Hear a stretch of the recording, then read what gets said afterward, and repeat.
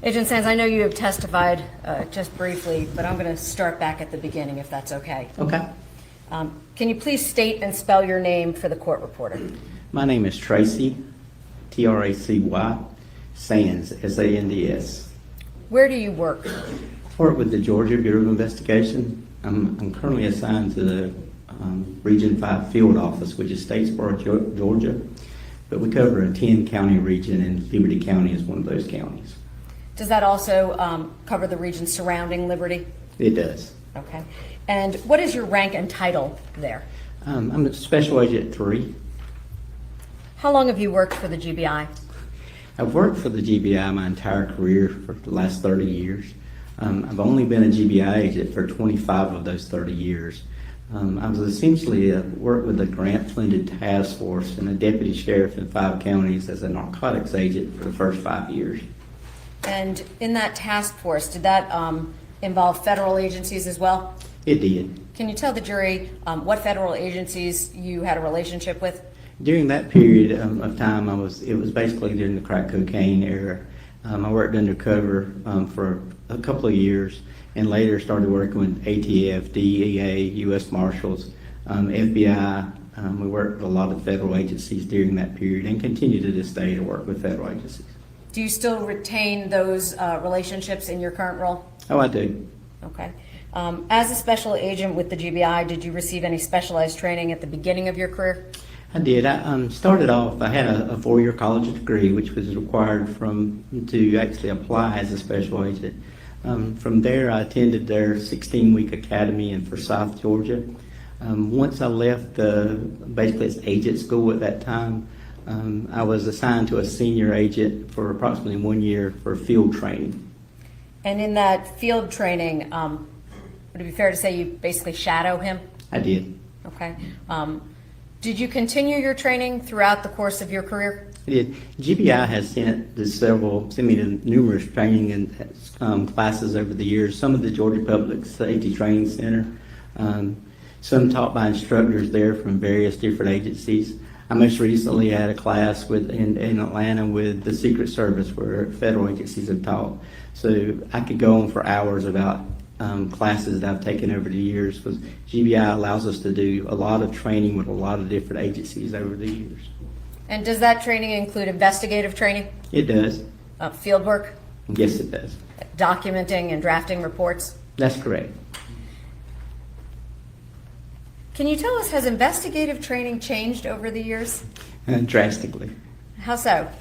Digital forensics, if you've heard, there's just so many computer digital forensics, so many online records, so computers, cell phones, that type of data became really different. Would it be fair to say at the beginning of your career there was less of that? That's correct. And have you had to stay current with that technology as the world has changed? Yes. Do you attend trainings to ensure that you're able to do so? Yes. Do you lean on any other agencies in an effort to facilitate maybe the areas where you are not an expert? Very much so. We reach out. We have a cyber unit, as well as we have agents within our office that excel in certain areas. As an older person, I'm actually having to ask them frequently about newer technologies. And do they as a team effort in many of those areas? Yes, very few of our investigations don't involve some sort of team. There are so many people involved in even the smallest of cases that are usually out of sight, but they help in tremendous ways. Over the last 30 years, approximately how many investigations have you handled? Numbers are very difficult because I just don't keep track like that. But I would estimate, including narcotics cases and drug cases, over 1,000 investigations. Have you ever assisted other agents on their investigations as well? I have. And would it be fair then to say that you were part of their team, perhaps? That's correct. Okay. And can you tell us, how does it work in terms of assigning tasks within a team? Basically, in this particular case, I was the on-call agent. And the on-call agent responds as basically the first responder. As I said, very few cases are one person anymore. So at that point, once we respond, we decide who else we need, how many resources. Sometimes it's a matter of how many can get us until Monday morning till the larger group can come help. Would it be fair to say that this one investigation that you're called out on may not be the only case you're working? Very much so. Sometimes we don't even get our boots off from one call and we have to go to another one. Okay. And can you tell us what the lead agent's role is in an investigation? It's actually the central clearinghouse. I gather reports from the other agencies that are involved and create a report to provide to the district attorney in order for them to present it to you guys.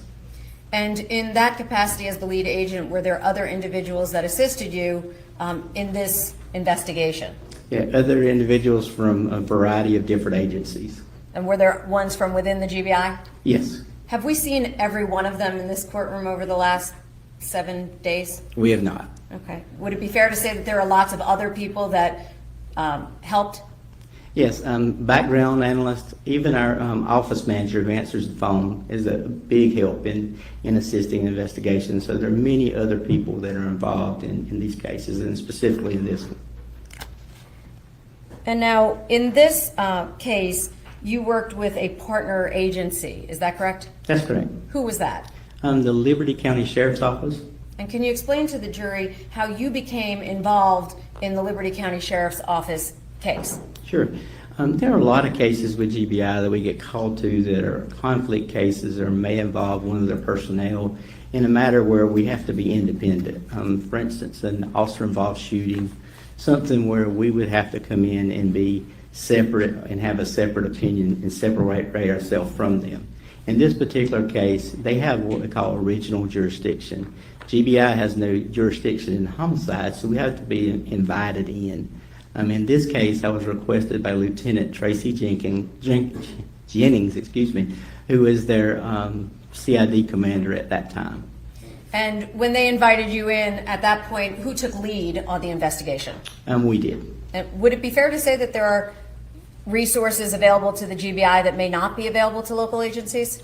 Yes, there are really a lot of great investigators that you've heard from local agencies, but we just become a force multiplier, and as such, even as GBI, we have to reach out to federal agencies to get assistance as well with other cases when we have problems or certain areas where they have expertise that we don't.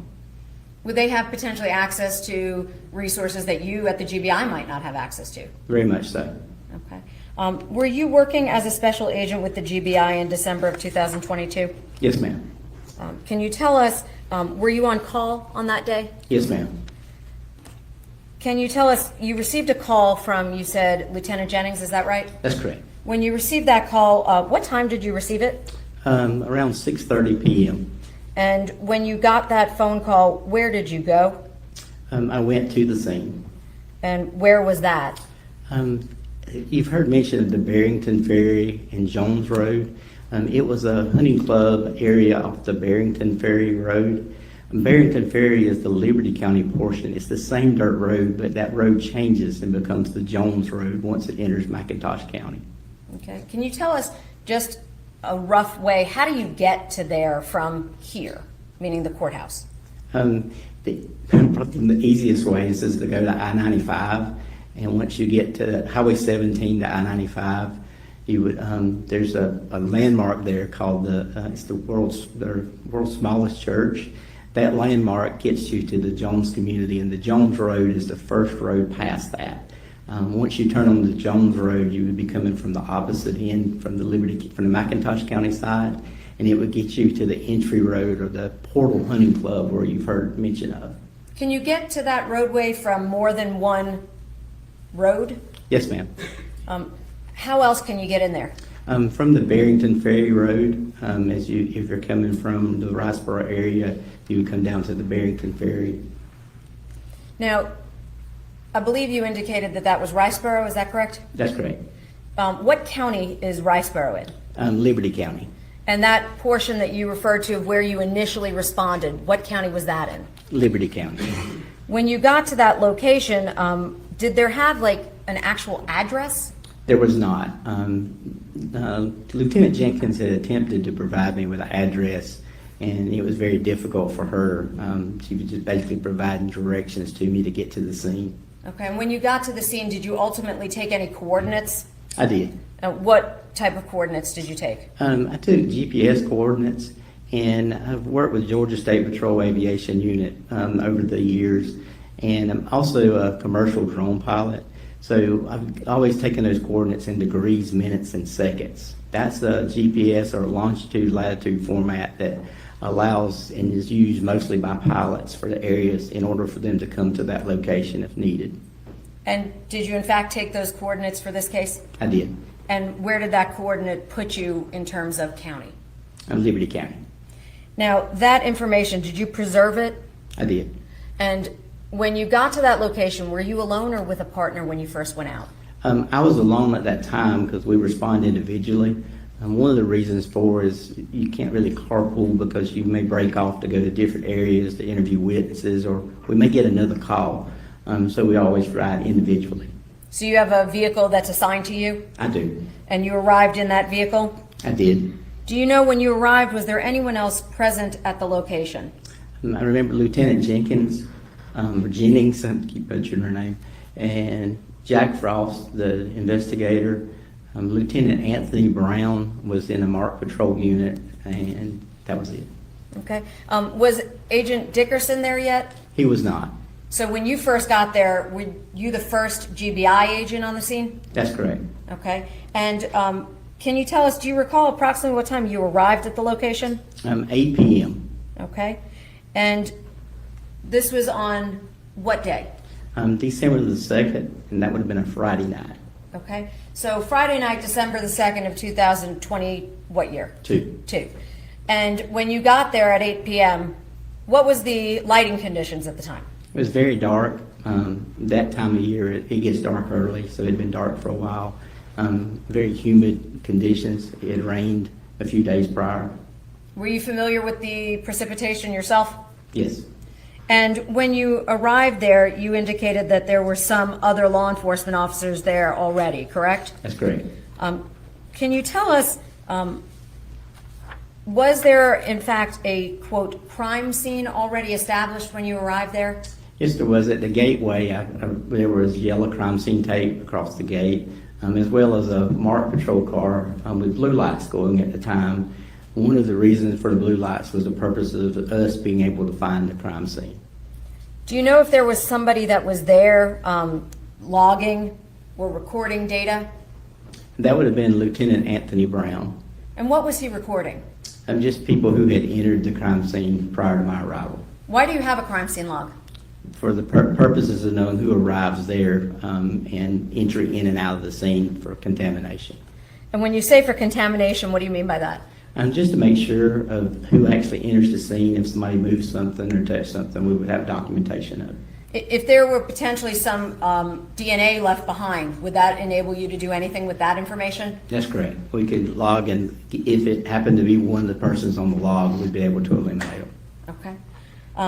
Did you ultimately have occasion to see Agent Dickerson? I did. Can you tell us when he arrived and what happened when he got there? He was there quite a while later because he had a further drive. But I had been communicating with him and with my supervisors from the initial beginning. We knew that the scene was secure, the information was there, and he was getting the necessary equipment. We were prepared to be there for quite a while. When you first arrived at the scene, did you see any portion of her remains? I did. What did you see? Her torso, and she had been decapitated, and her legs were missing. And at that time, were you able to see her arms? I was. Okay.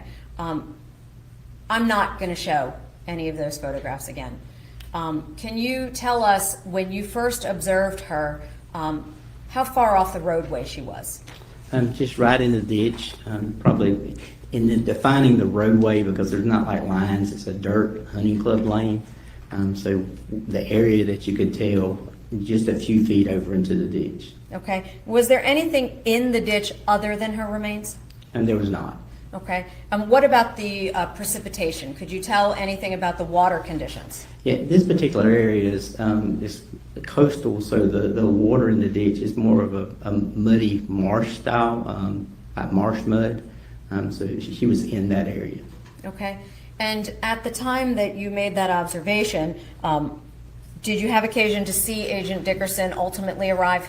I did. Did he assist in getting her remains out of that ditch? He did. And could you tell how far into the ditch he had to go to assist in getting her out? Yes, he actually had to wade down in the Tyvek suit. I helped him clear some of the brush that was in the area that would allow him to move her up from that point, and I helped him move Mindy's body up. Okay. Now, you called her Mindy. At the time, did you know who she was? I did not. Okay. Were you able to tell her gender from her condition? I could. Okay. And was she clothed at that time or not? She was not. Did she have any jewelry on? She did not. And at that time, did you see any marks on her body that you believed would be indicators to assist with identification? I did not. Did you make attempts to roll her over to see if there were any additional marks?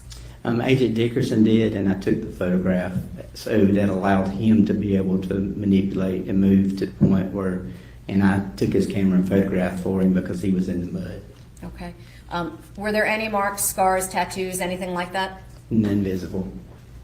Was that concerning to you? Yes. Why? That's one of the identification factors of us being able to find through tattoos other ways of identification. So we had very limited ways of identifying her at that point. Okay. And with her being decapitated, did that further complicate the situation? Yes, it did. Why? Dental records are very common used for identifying remains. And at that point, did you have that? We did not. Okay. Did you do anything with respect to the coroner's office? Yes, the coroner actually arrived, and which is very common for the coroner to arrive before we did. They realize it's a crime scene. He pronounces and he leaves. Later on, we call him and get him back to the scene. So he had already been there prior to my arrival. I talked to him later that night when he arrived to take custody of Mindy. Okay. And did you facilitate him taking custody of her remains? I did. Okay. And you've seen some of the photographs of those portions of the remains that wound up at autopsy, is that correct? Yes, ma'am. And were those the manner in which they were sent off to the medical examiner's office for an autopsy? Yes, ma'am. How does the autopsy get scheduled? There's a coordination from that. I would contact what they call our death investigation specialist and provide them with facts that we knew at the time, a lot of preliminary information. The coroner also calls, and the coroner makes arrangements for transport. In Georgia, the coroner actually has control and custody of the body, but we have custody of the crime scene. So there's a coordination there of the crime scene needs to be complete, and we have to notify him where to give him permission to take the body with him. Is that why there are seals? That's correct. Okay. And did you ensure that those seals were intact? I did. And you saw them as they were displayed at the medical examiner's office on the autopsy photographs when they were received? That's correct. Agent Dickerson, I actually watched him place the seal, so I was able to determine that seal and then review the photographs later of the seal. And would it be fair to say that you reviewed all of the photographs prior to your testimony today? Many times. Okay. And we have not introduced every one of those photographs, correct? No, ma'am. Okay. Now, did the coroner ultimately make, I believe you said pronounced, is that the word you used? That's correct. What does that mean? This determined death when he arrives is basically his timeline for saying this is when I pronounce and say that this is deceased. Didn't mean it's when the actual person, when they actually died, but that's when he pronounces an official pronouncement of deceased. That time was 6:40. Okay. On December 2nd of 2022? That's correct. Now, you indicated that's not necessarily an indication of time of death, correct? That's correct. Are there times when the coroner can indicate time of death? That's correct. How does that occur? Usually, like, for example, an officer-involved shooting with a body camera and a time where witnesses and video stamps and it would have a time, he would be able to determine an actual time. Okay. And if not, it would simply be when they observed the person no longer living? That's correct. Okay. Now, you indicated that ultimately the body was turned over to the coroner, is that right? That's correct. Do you know where she went from there? To our medical examiner's office. Okay, and that's when the autopsy was to be performed? Not specifically that night. It would be scheduled and the doctor would do it later. Okay, and that ultimately was scheduled? It was. Okay. Were there initial steps at the scene to attempt to identify her? Yes, there was. What did you do at the scene on December 2nd of 2022 to attempt to identify her? As I talked about other agencies helping, I contacted the Georgia State Patrol. I knew they had a live scan fingerprint device that would actually do fingerprints at the scene. It's portable. And there was a Georgia State trooper that brought that to the scene for us to attempt to identify her. And did you in fact try to take her fingerprints? We did. And were they successful at taking the prints? The print, it showed us processing, but it didn't come back with any record. So whether it was the quality of the print, the machine seemed to accept it at that time, but it didn't produce any record. So which would indicate that she'd never been fingerprinted before or arrested. Is it common for the average citizen not to be fingerprinted? That's correct. Okay. When would you expect to find fingerprints? If there had been a previous arrest Okay. or Go ahead. other documentation, teachers, law enforcement officers are often fingerprinted, and some of those are on file. Okay. So there was no match, though, at that time? There was no match. Okay. Now, can you tell us what you did at the scene with respect to trace evidence, to ensure the security of trace evidence? That would have been the crime scene specialist, Agent Dickerson. He would be processing items of evidence and collecting for trace evidence. Okay. And was there anything placed on her hands? Yes. There were brown paper bags placed on her hands and sealed around with evidence tape. On December 2nd of 2022, did you have any idea how the unidentified woman was killed? I did not. And at that point, did you know if she had had any contact with potentially an attacker? I did not. As a result, how would those bags potentially have helped? The most probable way is fingernail scrapings, and one of the methods during autopsies is they actually clip the fingernails and preserve them as evidence. Okay. And ultimately, you indicated that that portion of her remains were taken. Did you follow up to ensure that the crime laboratory received them? I did. Were there any requests submitted to the laboratory concerning her remains initially? Yes. Basically, CODIS, DNA, fingerprinting, and initially, when you say initial, that first night, anything we could do to identify who she was. Did you receive any assistance from the laboratory, the crime laboratory, in determining exactly what tests to request? Specifically that night in regard to the torso night. Not that evening? Not that okay. evening. During the course of your investigation, did you have conversations with the crime laboratory about what services they could or potentially could not provide? Yes. Initially, a lot of the things that I was discussing was more of the ID. I wanted to know who this was. That was like through dental records, through DNA. I really wanted to push to get that system, to get the DNA, so I would call regularly about that. Eventually, my supervisor was involved, and then once we got to the point that Agent Dickerson had processed the evidence and was ready to submit, he submitted evidence and made certain requests as well. Those requests continue on, so there's not really one specific time that we requested, like we didn't deliver evidence and request everything. And with respect to identity, why was that so important to you at that stage? Knowing who it is very important to be able to move the case forward. And if you didn't know who she was, how would that limit it? Sure. You indicated that it's important to know who it was because it would help move the case forward. How would knowing her identity help move the case forward? To know the area she lived, where she was from, it's called victimology, what she did for a living, things of that nature. Okay. And at that point, you did not know who she was still? We did not. Can you tell us, ultimately, did there come a time when you found additional people to speak with at that scene? Yes. Okay, tell us what happened.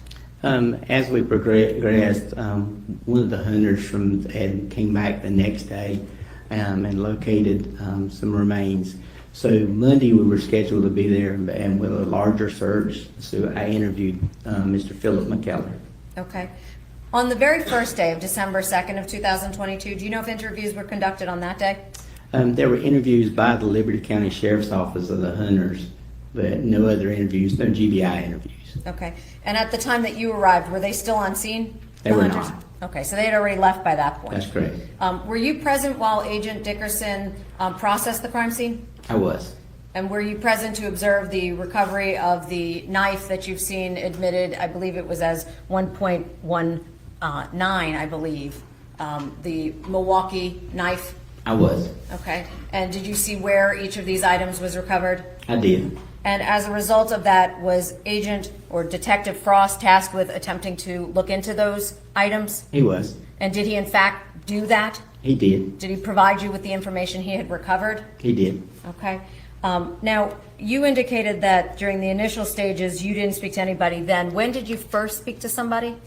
I actually interviewed one of the hunters on Monday. Okay. The following Monday while we were doing the search. Okay. So on December 3rd, you heard testimony that there was another portion of Mindy's remains recovered. Is that correct? That's correct. Were you present on that day? I was not. Do you know who else was? Yes. Well, at that time, Detective Jack Frost, who's also been Investigator Frost, has been identified both ways, but his current title is investigator, but at that time he was a detective. Okay. And so was he the partner that you were working with on this case? Yes, ma'am. And at that point, did he, as you heard him testify, handle the processing of her right leg? Yes, ma'am. Okay. And at that point, ultimately, did that portion of her remains go to the crime laboratory as well? It did. Okay. And you indicated then that on Monday, would that have been December 5th of 2022? That's correct. You spoke with Mr. McCallor? That's correct. Okay. Tell the jury, when you spoke with Mr. McCallor, what was it your intention to do at that time? Basically, he was there to tell the story of how they had found and located the initial remains in the second day. Okay. Did you know at that point whether the torso and the two legs that you recovered belonged to the same person? I did. As far as medically or officially, I didn't, but yes, I did. I came to a conclusion based on physically looking at them, where the cuts were located. So it appeared that those, for lack of a more appropriate way to say it, that those remains matched each other physically? Yes, ma'am. Okay. And at that point, how did that information assist in your investigation? We knew we had another portion, so we had to continue to look for the other portions. What did you do to facilitate that? Over that weekend, we had coordinated a search with the Georgia Department of Natural Resources. They had a K-9 unit, as well as the South Carolina K-9 search team that you heard from earlier. They were specifically with cadaver dogs. They had had great success around the country pretty much, and we coordinated with them to come assist us with the search, as well as requested the Georgia State Patrol once again for the aviation unit. And why did you seek out the assistance of the aviation unit? The aviation unit, you've heard the dimension of drones, which are great, but there was so much territory to cover. It's a very large property. We've mentioned one hunting club, but there are actually several hunting clubs that are on the adjoining property. It actually, from that property, gets very close and goes into a military bombing range, which goes on even further. So when we say thousands of acres, you've heard 15,000, 25,000. The exact acreage is even more than that if you consider wooded area. It's not owned by the same person. Naturally, you'll have some military areas. You had some, but it is a huge part of the property. If you look from a higher viewpoint, you can tell the property and the hunting club area. A satellite image would be the best view of the entire property. And when you say the entire property, are you referring to just the Portal Hunting Club or that entire area? The entire area that we would be searching at the time. Just so we're clear, how large was the area in which her remains were ultimately recovered? Several miles apart. Okay. So was that in can you tell us approximately how many mile radius? It was within a 3-mile radius. Okay. And so they were not necessarily side by side? No, ma'am. Okay. And you indicated that there was aerial attempts. Can you tell the jury the difference between drones versus helicopters? Yes, ma'am. Drones are limited to 400 feet. They're an awesome tool that we use quite frequently to photograph and document scenes. But as a result, when you have a great, huge area like this, or an area that needs searching, where we were continuously searching for other body parts or other evidence, it's very limited. It's a 30-minute battery life to the most an hour battery life. So the helicopter would allow us to get higher and take a picture, a better overall picture than a drone. At this time, I'd like to show the witness 1.104A through D.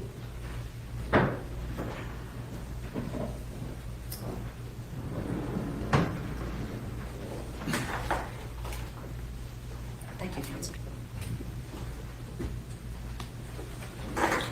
This guy is listening just as we are, all the way leaned in. Can I approach her? I'm going to ask that for the rest of his examination, if that's possible. Do you recognize those photographs?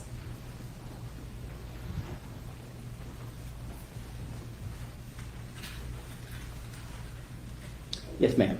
What do you recognize those to be? Those are screenshots of satellite images. And who created those screenshots? I did.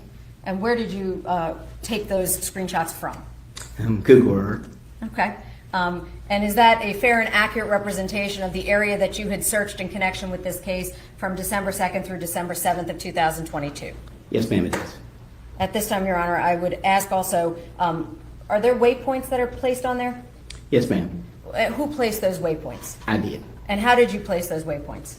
Basically, with the coordinates that I've obtained, I drew and placed them on basically a PowerPoint slide to show those locations in reference to each other. Did each of those have a longitude and latitude GPS coordinate? They do. And what are those coordinates from? Those coordinates are listed in the photograph as Google Earth shows coordinates on longitude and latitude, but the actual dot was from coordinates that we had taken at the scene of each location. Your Honor, at this time I'd seek to tender 1.104A through D. Any objection? No objection. They're admitted, those are 4 photographs. Thank you. May I publish them? I'm now showing you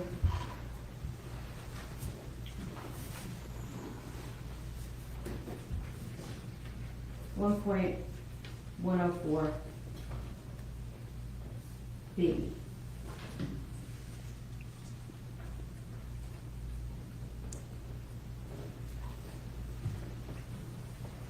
Plugged in, I may have to unplug it.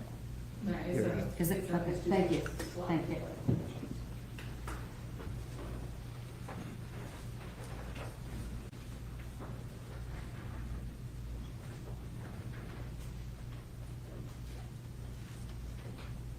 Now, would it be fair to say that this photograph displays the area that you were searching? That's correct. And all of that green, what is that? It's basically timberland and the property. And those little blue dots, what are they? Those were where we located Mindy. Did it also include any of the other items located in connection with this case? Yes, over in the left side it says Sterilite tote location, and then Sterilite tote lid.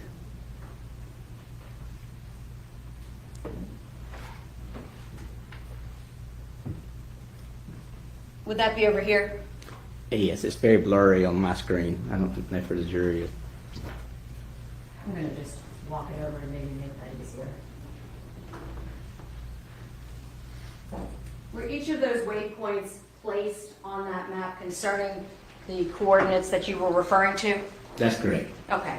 And now, would it be fair to say that these other images zoom in closer? Yes, ma'am. I'm going to now show you 1.104A.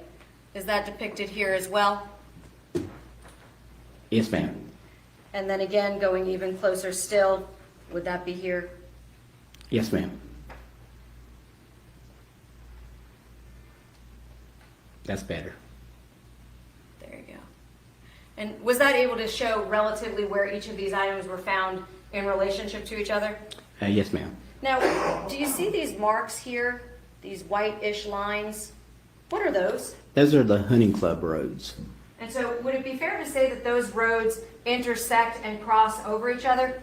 They do. Are you able to travel within the hunting club area to some of these various locations? Yes, ma'am. Are you required to go past the water pumping station in order to gain access to each of these? Yes, ma'am. And where would you have come in to see the water pumping station? Do you know on this? The water pumping station would be in relation to probably closer to the top, say at 12 o'clock of the photograph, closer to the top underneath the torso road. So I'm now putting up 1.104B. Do you see that up there? Yes, ma'am. And is that where you're referring to up there? Yes, ma'am. Okay, thank you. Now, those photographs were taken in an effort to facilitate showing the relationships to each other? That's correct. Okay, and those coordinates were taken by whom? By either the crime scene specialist, Special Agent Dickerson, Detective Jack Frost, and myself. Can you tell the jury how much terrain was actually covered ultimately by these search teams? If you include the Georgia State Patrol Aviation, thousands of acres. Okay, and ultimately, was that terrain all similar throughout the area? It was. Was there any manpower on the ground other than the dogs? Yes, there were other personnel that was with them that were actually searching in the area. When we say the property and we talk about that property, there were still actively other things going on that I could see in the helicopter. You could see timber being harvested in the distance. At one point, you could see the military bombing range as we got closer over. There was different things that we could see and activity going on. So the area, certain around the scene, you would have our concentration of law enforcement people, but you also had areas outside that there was still activity going on. Now, you've heard testimony concerning Mindy's left leg being recovered, correct? That's correct. And at that time, there were insect activity that was collected, correct? That's correct. Did you ultimately receive the report back from Dr. Mondor concerning his minimum postmortem interval, estimating when her remains were exposed? Yes, ma'am, I did. How did that assist you? I mean, it helped narrow down the time frame or the window of what he called the colonization, or essentially when she was placed there. And without forgetting, did all of those pieces ultimately go to the crime laboratory for the autopsy? They did. And did you ensure that the seals were properly placed? I viewed a photograph. I didn't attend the autopsy because we were actually still working the case and doing other things. And the crime scene specialist and Detective Jack Frost attended the autopsy. At that point, the medical examiner's office released photographs to me, and upon viewing those photographs, I can attest that those seals were in place. Did you ultimately see the photographs that were displayed here concerning the forensic sketch? I did. Can you tell the jury when those photographs first came in, what did you yourself do as the lead investigator with respect to the forensic photographs? The forensic photographs, they were published through our website, and in addition to find leads, as well as the National Association of Missing and Unidentified Persons System. They were entered and placed on it in an attempt to identify Mindy. And at the time, were those successful in identifying her? They were not. Did you run down any leads independent of Mindy Mebane Kassotis? We got numerous leads and phone calls. We were called from other law enforcement agencies. That night I had reached out to look for other missing persons in the area, and we had no missing person reports. One of the closest reports was Richmond Hill in Bryan County, and which did not fit the description at that time. And as well as once we started receiving these leads, some of the leads were very obvious. They had, whereas African American, others had tattoos, arrest records. Some that became closer, we would ask, did they have dental records or DNA available? Some had been missing 20 years. So we had calls from all over that we were identifying from there and going through these leads. Do you have any idea how many leads you ran down? Over 50. Okay. Different individuals that it could have been? That's correct. Okay. And you indicated at some point referencing dental remains or dental records. Was Mindy's head ultimately located? It was. And when that was found, did you receive any information from the medical examiner concerning her dental records? Yes, the x-ray showed that she had a dental implant. And where was that located, if you recall? It was on the right upper. Okay. And when you say a dental implant, are you talking about basically like a crown? Yes. Okay. And as a result, did you attempt to try and use that to assist you in any way? Yes, we had people basically that called in saying that they were serialized, that they could be determined, but the medical examiner's office has a forensic orthodontist that actually helps with identifying if you have existing records. But we determined that that implant could not be, or crown could not be located to a specific area or a specific identity. It did not have a serial number on it. Was that another dead end? It was. And when that occurred, did that further prevent you from being able to identify her at that stage? Yes, ma'am. So at that point, what were you waiting on for more identification? Just more information to continue to go. We're waiting for DNA. We're waiting for other things to continue to develop leads to get us. Okay. So at that point, while you were running down all the leads, did you have her DNA back yet? Her initial DNA, yes. Okay. And had that been processed through CODIS? It had. And did that yield any results? It did not. So at that point, you still had no idea who it was? That's correct. Okay. Now, I'm going to show you, I'd like to mark these, or they've already been marked as 1.114, 115, and 116.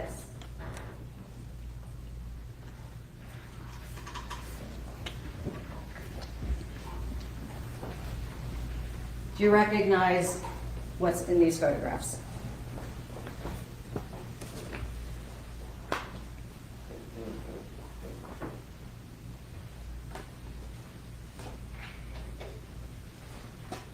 Yes, ma'am, I do. What do you recognize those to be? This is a PowerPoint presentation that I took photographs of Mindy that had been provided by her mother, Miss Betsy Medden, alongside of the sketches that had been produced by our forensic artist. A couple of different sketches, and then the last sketch was basically Mindy by herself with that sketch. At this time, I'd seek to tender 1.114, 115, and 116. Any objection? No objection. They're admitted.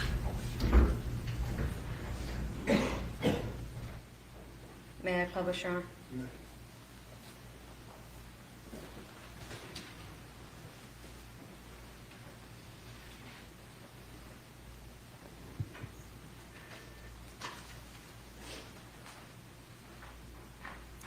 Was that the first photograph or forensic image that was generated by the artist? Yes, ma'am, it was. I'm now showing you, that was 114, I'm now showing you 115. Was this the second photograph that was generated? Yes, ma'am. And I'm now showing you 116. Is that ultimately a picture of Mindy Medden next to the second drawing? Yes, ma'am. That's what you published to the public in order to attempt to try and get any leads? Yes, ma'am. Let Thank me you. say I basically was the agency, our public information officer as well as others send it out. Now, when you ultimately got the information concerning the postmortem, minimum postmortem interval, did that do anything with respect, that range that Dr. Monder gave you, did that do anything with respect to your investigation? It did. Can you tell the jury what? It basically narrowed down the date and timeline for us to be able to compare and look at data. One of the big things is the DVR that had been taken into custody from the water pumping station. It had thousands of few-second clips that were together. I was able to call our cyber unit and basically have them narrow down and give me a fewer number of clips to review. And would that be one of those resources within the GBI that assists you with some of the other technology? Very much so. Okay. And the cyber, did you call it cyber technology unit? I I don't know what it's called. That's essentially what I call it, the cyber crimes. It's G2, 3, or a number of that. Okay. And did they ultimately process that DVR for you? They did. Did they provide you with any still photographs for a time period in connection with this case? They did. Now, ultimately, and I'm going a little out of sequence here, did you determine who the unidentified female in the woods was by DNA? We did. And who was that? Mindy Mebane Kassotis. And did you determine who her husband was at that time? Yes, we did. As a result of that, did you make efforts to identify whether or not he might have been in some way involved in this case? We did. And I'm going to now show you what has previously been admitted as 1.19, the business records from J.C. Lewis Ford. Are you familiar with these records? Yes, ma'am, I am. And in these records, were you able to determine the vehicle identification number of the vehicle registered to Mr. Kassotis? Yes, ma'am. And what state was that vehicle registered in? Georgia. Did it have a Georgia tag on the back of it? Yes, ma'am. And did you have the ability to get his Georgia driver's license as well? Yes, ma'am. And we've seen that Georgia driver's license. I'm publishing this. Council just sees the photograph. That photograph of Nicholas Kassotis, is that correct? Yes, ma'am.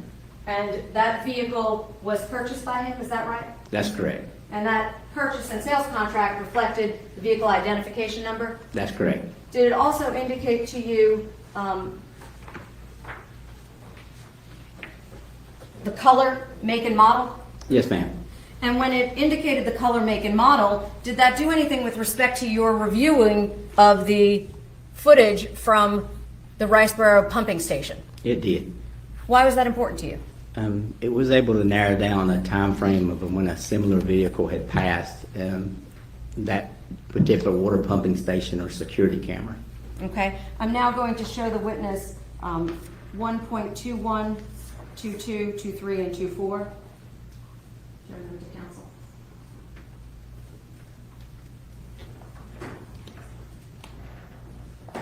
And at this time, when you saw these, did it have a timestamp on there as to when that vehicle was in the vicinity of that area? Yes, ma'am. Okay. I'm now going to show that on the screen, if I may.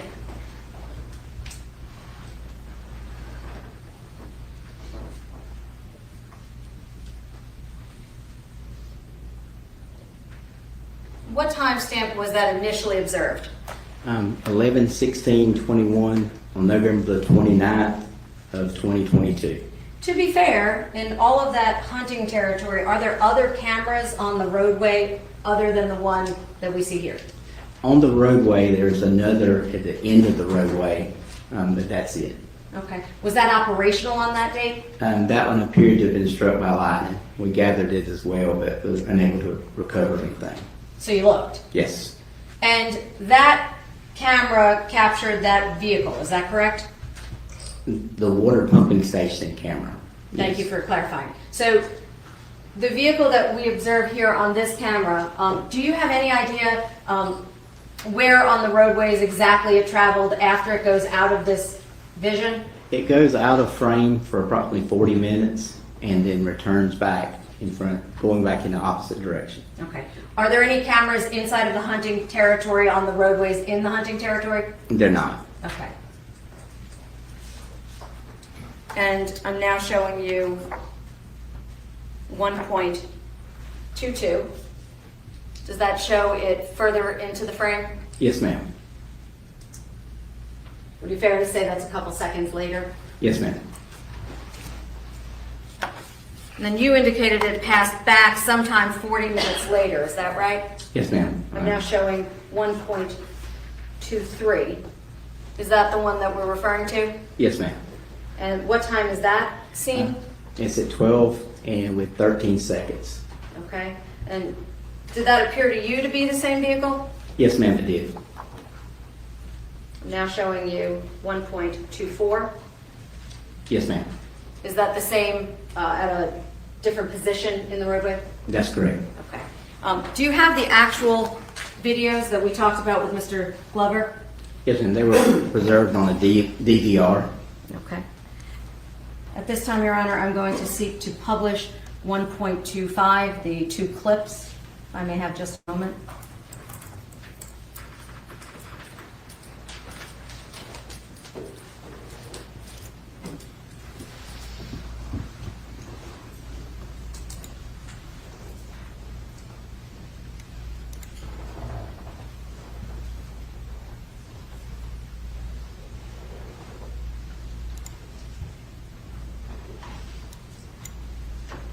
We can turn it on. Thank you.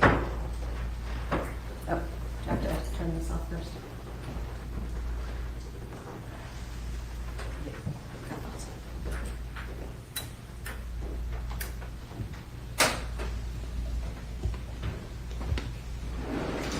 I like the drawer. Is this the portion of the video clip that we attempted to watch with Mr. Glover? Yes, ma'am. Let's hope it works now.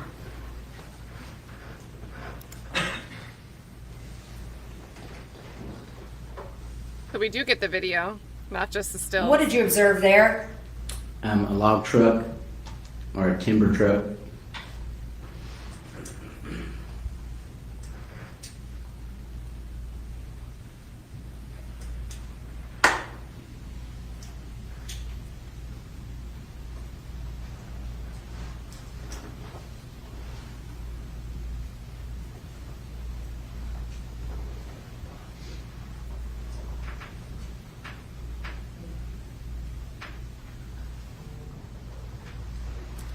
Did you see that same vehicle that we captured the screenshots from? Yes, ma'am.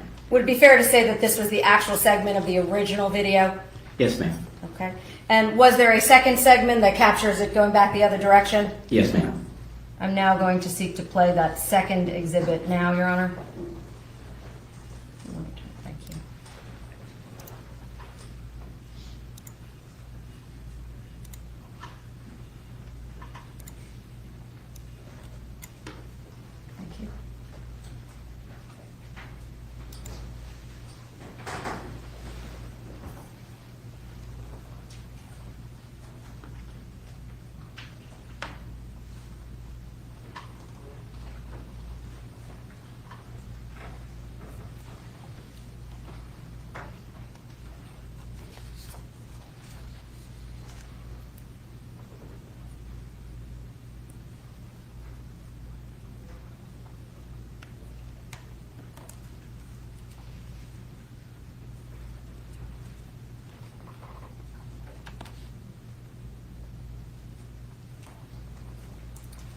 Was that the second portion that you observed? Yes, ma'am. I'm now stopping at 12 and 22 seconds. Thank you. Now, you took screenshots, and we saw them here, is that right? I have hundreds of screenshots. Did you try to figure out who was behind the driver's seat? Yes, ma'am. Zoom in? Yes, ma'am. Did you ask cybersecurity to do everything they could to try and enhance or blow that up? Yes, ma'am, we did. What happened when you tried to blow it up or zoom in? It was distorted, but I was able to discern some information from it. Okay, what did you observe? I observed a white male in the vehicle, but I couldn't identify the white male. As a result of that, was that enough for you to take warrants at that time? Yes, ma'am. Okay, you took warrants on that day, or do you know when? No, it was an addition. Okay, so let's go through the rest of that. Yes. Ultimately, when you determined that that vehicle was present at the location, did you secure any of the phone records in connection with this case? Yes, ma'am. And we heard some testimony from Agent Bernie of the FBI, is that correct? The phone records actually came later. I took the warrants before the phone records returned. Okay, so if we can, let's go back just then a little bit. You indicated that ultimately you developed the leads through the forensic sketches, That's correct? And DNA, yes. And DNA. Tell us how it came to be that you found out about the DNA. The DNA was a lead provided to us by the gene-to-gene that you had heard, which we identified Miss Betsy Mevin, the mother, and were able to go and get her DNA to compare. And ultimately, did you get a result from the identification of Mrs. Betsy Mebane and your unidentified female? We did. The report was actually issued on May the 10th, but I was not notified until May the 11th of 2023. And at that time, once you identified that it was Mrs. Mindy Kassotis, did that further enhance your position of taking warrants? Yes, ma'am, but I'd already taken the warrants at that point too. Okay. What other information at that point had you received concerning Mr. Kassotis in connection with this case? And you mean at the time of arrest warrants? Yes, sir. At the time of arrest warrants, I'd received the information through the interviews with Mindy's mother and father, as well as information from our intelligence unit and the FBI intelligence unit and the Pennsylvania State Police of name changes, tag changes, in addition to other information such as car wash records and things like that had led me to believe there was probable cause to apply for a warrant. Okay. And at that time, did you also have Home Depot? I did. You had the records from Home Depot through Detective Frost? Yes, ma'am. And if I can, just one moment.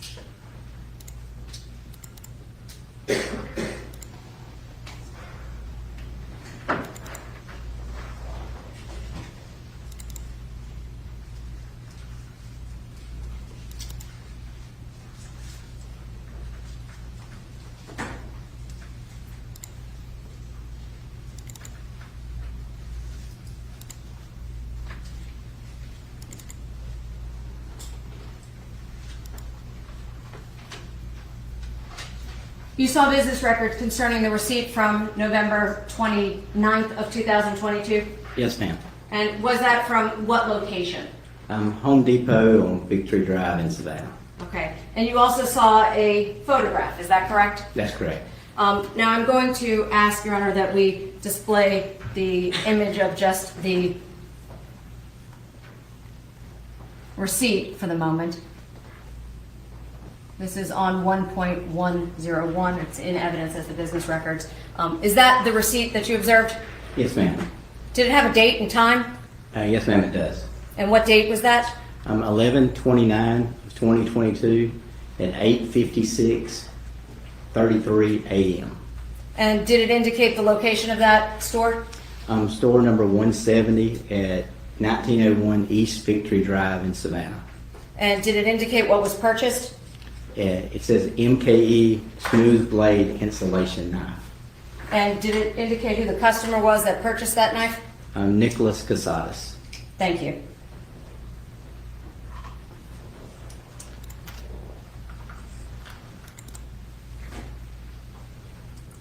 I'm now asking to display this record from the business records from Home Depot. Can you tell us what is depicted underneath his left armpit? It appears to be a red knife similar to the one found at the scene. Matching the receipt would be an MKE insulation knife or Milwaukee insulation knife. Now behind you, Agent Sands, is the knife that was introduced into evidence. Can you please grab that? Yes, ma'am.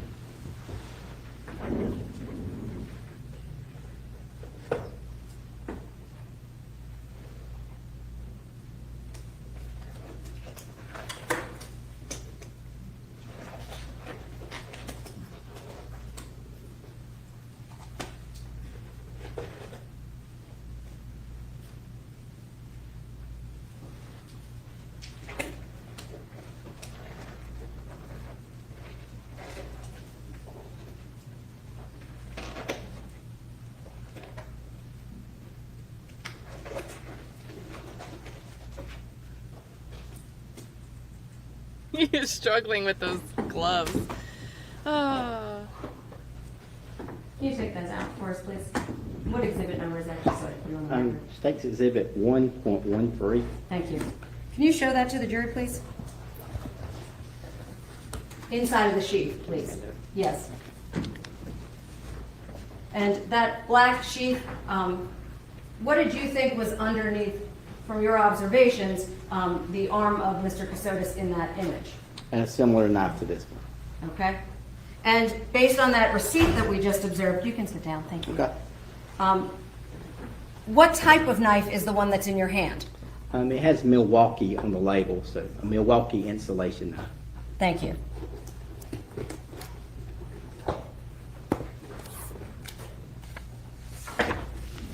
Now, concerning November 28th of 2022, did you determine whether or not Mr. Kassotis made any other purchases of knives?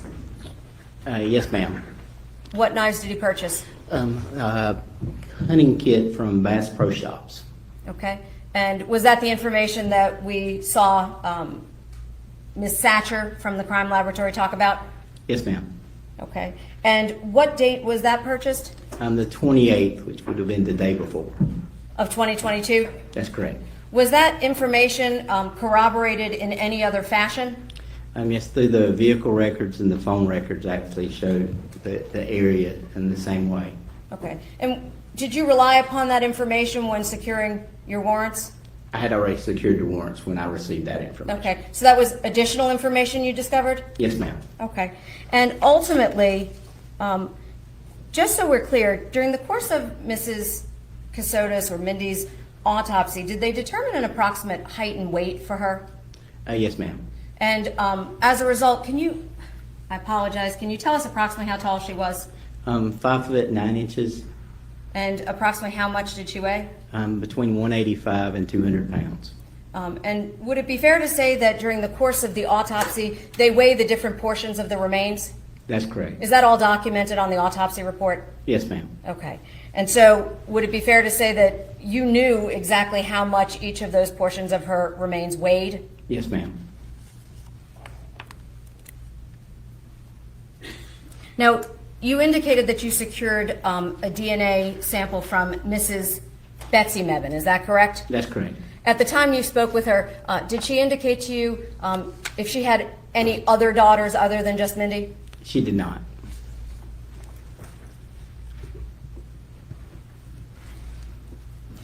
Now, when you spoke with Mrs. Mebane and Mr. Frank Mebane, her parents, when did you first speak with them? The first time would have been May the 2nd, and then Mr. Frank was a few days later. Okay. Where did you speak with her? At her office at a law firm in Savannah. Okay. And when you went to speak with her, can you tell the jury, was that difficult to accomplish? Yes, ma'am. We'd initially received information that the FBI had reached out and tried to attempt to locate her in Hilton Head, as well as made phone calls. So we actually traveled to Savannah to the law firm. I spoke with the receptionist, and the receptionist had called upstairs to where she was working. And the receptionist, we waited and waited, and then a few minutes later, the receptionist said, "Oh, there she is there," and went and called her as she's leaving. Okay. And when she called her as she was leaving, did you have a chance to speak with her? We did. Did you have any difficulty with that initial conversation? Yes, ma'am. We had to verify who we were. She really didn't understand exactly who we were at that time. And can you tell the jury, at that time, did you know what Mrs. Mebane thought was the condition of her daughter? After the interview I did, but prior to that, no. Okay. Was she aware that her daughter was deceased? Yes, she was. Did she indicate, without telling us exactly what was said, if she knew when she had passed? She did. Okay. And who had provided her with that information? Nicholas Kassotis. Okay. And did she, at that time, when you spoke with her, you said it was May, what date? Would have been May the 2nd. Okay. Of 2023. the Thank following you. year.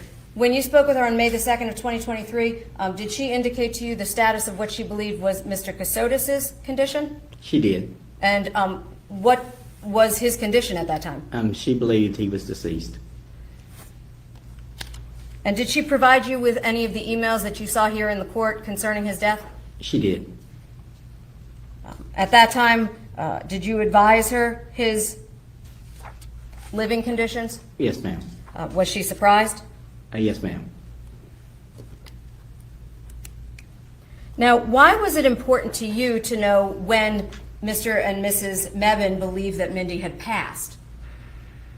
To determine when it had happened. Okay? Yes, ma'am. And so you've heard testimony here in the courtroom that they believed she had died on December 1st of 2022. Is that correct? That's correct. Okay. And at that point, based on the entomologist, what steps in your investigation did you believe had already occurred? At that point, as far as our investigation goes, we were in the process of searching for him. Okay. For who is him? Mr. Kassotis. Okay. And did her parents' information assist you in limiting the timeline as to her death as well? It did. Okay. And had Mr. Frank advised you of when the last time he had seen her? Yes, ma'am. And had Mrs. Mebane also advised you as to when she had last seen her daughter? Yes, ma'am. And did you at that time have any reason to believe that anyone other than Mr. Kassotis had been with Mrs. Mindy? I did not.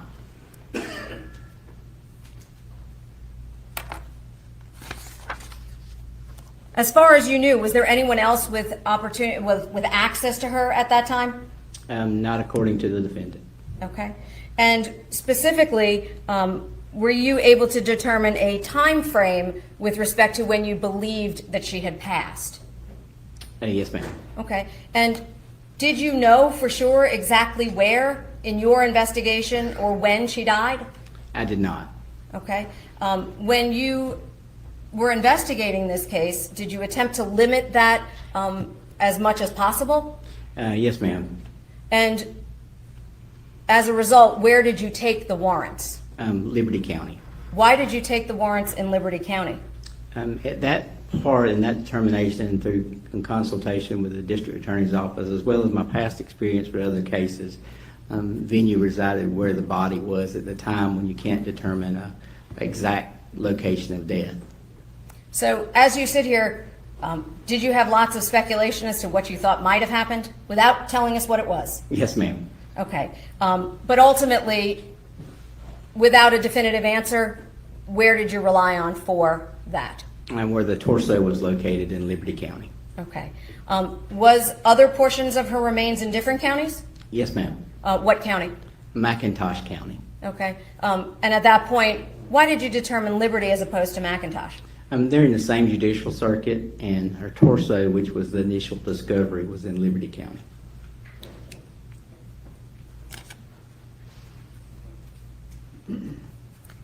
Now, did you confirm with Mr. and Mrs. Mebane their whereabouts at the time leading up to December 2nd of 2022? Yes, ma'am. And where did you believe they were at the time? At one point, Mr. Mebane was in surgery. Prior to that, they were in Hilton Head. And do you know where in Hilton Head they were, with whom? They had a condo, which we had the address of, which the initial address that was provided of us. And then at that point is when they returned back for Mr. Mebane to have surgery. And did you confirm that information? Yes, ma'am. Would it be fair to say that they had to be ruled out as suspects as well? Yes, ma'am. And did you in fact do that by corroborating that information? Yes, ma'am. Do you know if Mrs. Mebane had been working that week of after Thanksgiving? No, ma'am, not until I heard her testimony. Okay. So ultimately, when they came back, meaning Mr. and Mrs. Mebane, did they return to the dwelling as far as you knew? Yes, ma'am. And when you spoke with them, is that when you learned of the location where they were residing? Yes, ma'am. As a result of that, what did you do? We had went to that location. Actually, the team of agents prior to me arriving had went to the location and interviewed the Airbnb, Ms. Hanson that you heard from, and began processing that particular residence. Okay, and when you processed that residence at that time, was that attempting to determine what, if anything, may have happened there? That's correct. Okay. When you ultimately had an opportunity to speak with Mr. Kassotis himself, we watched those in court, correct? Yes, ma'am. Are those the entire interviews in their entirety? Yes, ma'am, they are. Okay. Did Mr. Kassotis also indicate that Mindy's parents had gone to Hilton Head and were away for that time period? He did. So that was in his own words? Yes, ma'am.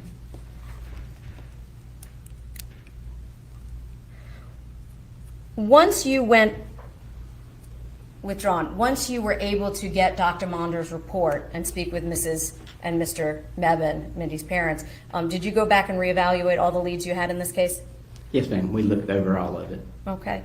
And initially, you heard Detective Frost testify that he had determined that Mr. Kassotis had purchased the knife as early as December 7th of 2022. You knew that in your investigation, is that right? Yes, ma'am. Why was that not important to you initially? Initially, he had contacted, and Detective Frost had ran that information out, and had contacted Mindy's brother. And at that time, he felt like it wasn't necessary. Okay. And ultimately, did you know that it was Mindy Kassotis back on December 7th of 2022? We did not. Okay.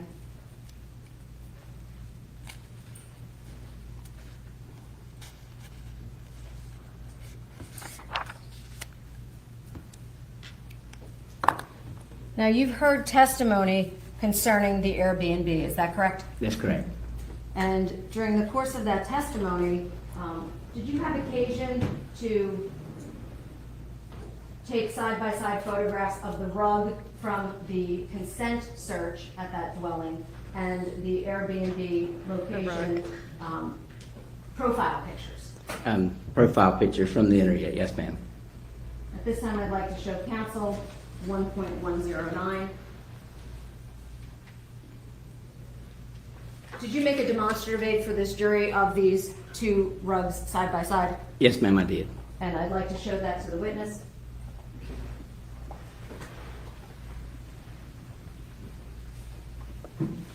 Yes, ma'am. This actually has my name and case number and GBI presentation on the bottom. It was initially prepared to present the case to the district attorney's office, but it's also here.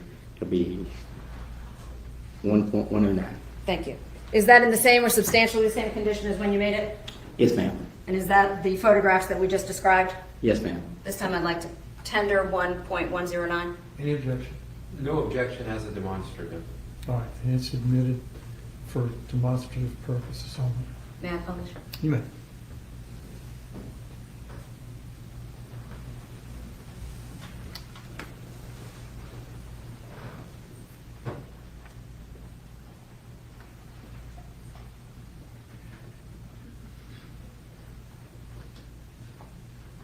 Are those the photographs of those two rugs side by side? Yes, ma'am. What color backdrop do each of those rugs have? Uh, Like the primary portion of the rug, what color is it? It's a mixed color. Okay. Is there a cream portion to this rug as well? Yes, ma'am. Okay, is that present in both of those rugs? Yes, ma'am. I'm going to bring it up to the jury as well, Your Honor. Did you believe that they looked, well, did she, meaning Mrs. Hanson, recognize the difference between these rugs? She did.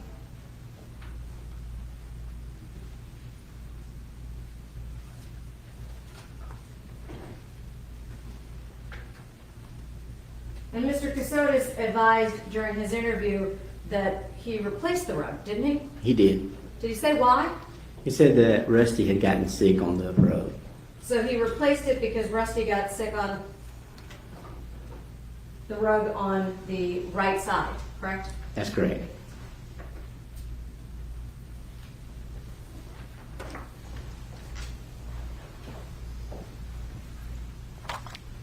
Now, in connection with this case, did you have an opportunity to determine if Mr. Kassotis did anything after December 1st of 2022 when his wife had passed? Yes, ma'am. Can you tell us, well, before I go on to that, can you just tell me, we talked about some Airbnb records, is that right? Okay. And Yes, we received those, and I say we, law enforcement received those, is that correct? Yes, ma'am. Did you review those records for Airbnb? Yes, ma'am. Did you determine who had rented the location at 311 East 65th Street in Savannah? Yes, ma'am. Nicholas Kassotis, Not Jim McIntyre? not Jim McIntyre.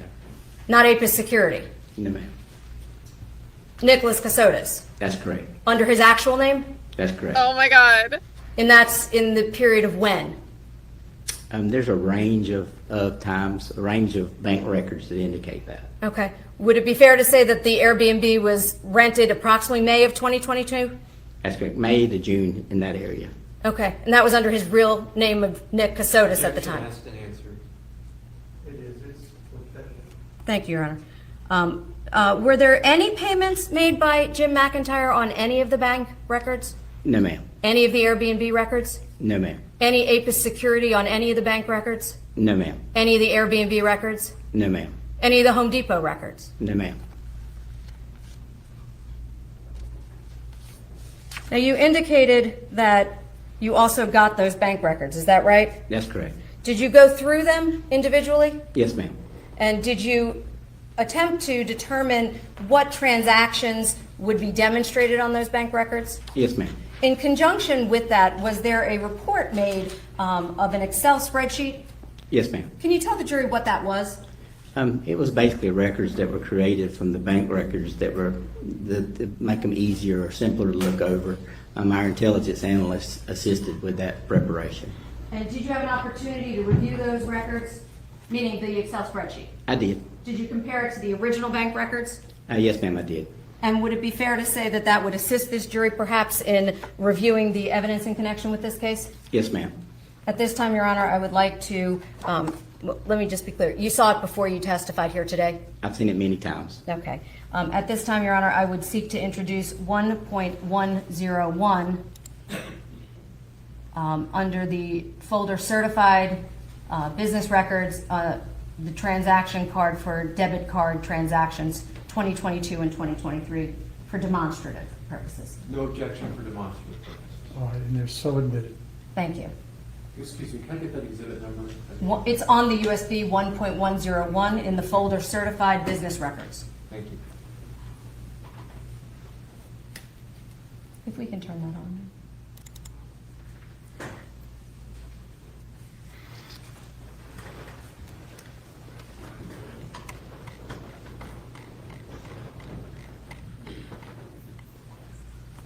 Now, is the account number listed in one of these columns? Yes, ma'am. And does it list the amount and the purchases? Yes, ma'am, along with a date. Okay. Just for the purposes of this exhibit, does this exhibit indicate where the purchases start back on October 1st of 2022? Yes, ma'am. And where are those purchases primarily made? Uber Eats, Savannah, Georgia, Publix, Savannah, Georgia, Taco Bell, Savannah, Georgia, PetSmart, I mean, Savannah, Georgia, and relatable. Firehouse Subs, Savannah, Georgia. Would it be fair to say that all of those purchases are within what area? Savannah, Georgia. And if you continued through this exhibit, all the way down, I'm scrolling through until November 4th, is there a transaction on November 4th of 2024? Oh, rather 2022, excuse me. Yes, ma'am. What was that purchase at what location? The Home Depot, Savannah, Georgia. Did that coincide with the reports you received back from Home Depot about a purchase? Yes, ma'am. And what was purchased on that date? And that would have been the shovel purchase. If I scroll down now, are those purchases still within the Savannah area? Yes, ma'am. And if you get down to November 28th of 2022, was there a purchase made on that date? This is Bass Pro Store, Savannah, Georgia. And on the 29th, does it show a transaction? It's Marathon Petro 24, Midway, Georgia. Okay. Now showing you what I'd like to mark as 1.117. I'm showing it to counsel. Do you recognize what's depicted here? Yes, ma'am. What is that?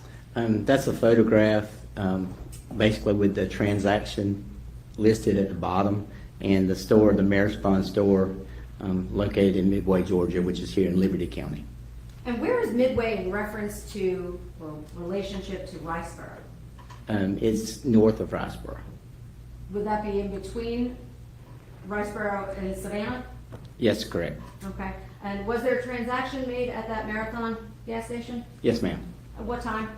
The timestamp, Or date, just a date. the date's the 29th, Okay. but I don't recall the specific time. Okay. And that physical location was on November 29th of 2022 at that gas station? That's correct. Does that show up in the bank records? Yes, ma'am. At this time, Your Honor, I would seek to tender that exhibit. Any objection? That's a demonstrative, correct? I have no objection as a demonstrative, Your Honor. I have no objection to it being demonstrative. May I publish? I think it's admitted without limitation. You may proceed.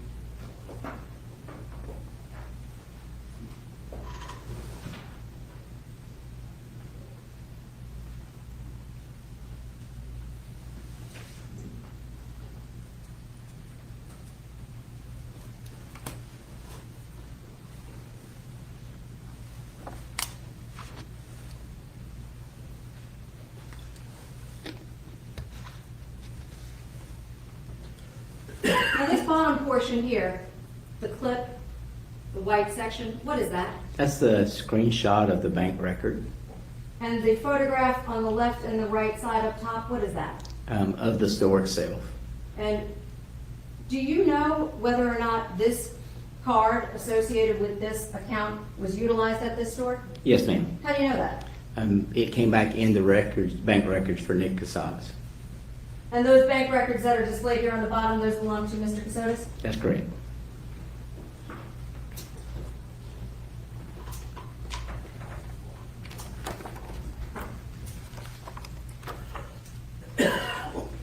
Now, I'd like to scroll down to December 1st of 2022. If you can tell us if there was anything that was interesting in your investigation concerning the activities of the card after December 1st of 2022. A vacation rental. Yes, ma'am. There was a tidal wave, Savannah, Georgia car wash. What date was that? Oh, December 1st, 2022. oh, And does it indicate when that posted to the account? Yes, ma'am. It posted the following day on December 2nd. And prior to your testimony here today, did you have an opportunity to get a clip from the bank records for that date and transaction? Yes, ma'am. I'm showing the witness, if I may, 1.110.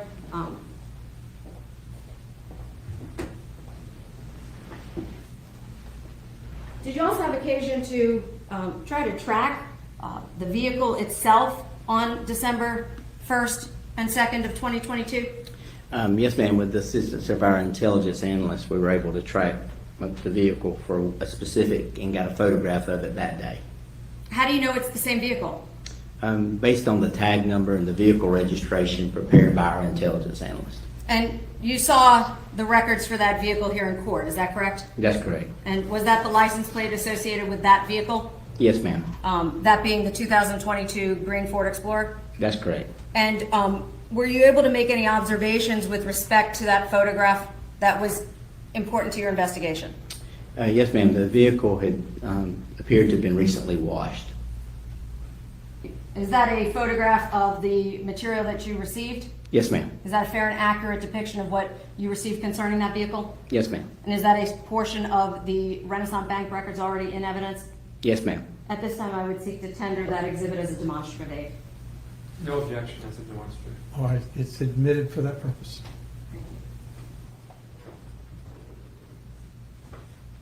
Was there anything interesting about the tires on this car? Yes, ma'am. It appeared the vehicle had recently been washed. Could you tell? What was the weather conditions like leading up to December 1st and 2nd of 2022? It had rained. How were the roads out in the Portal Hunting Club on those dates? Portions of them had began to dry, but there were portions that were very wet. Are there any mud on these tires?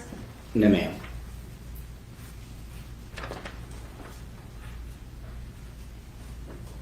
And that car had recently been through the tidal wave car wash, is that correct? Yes, ma'am.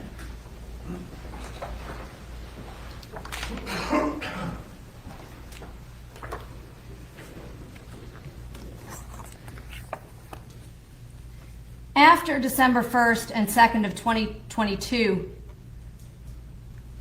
can you tell if there was a change in the transaction record for the Renaissance Bank account records attributed to Mr. Kassotis?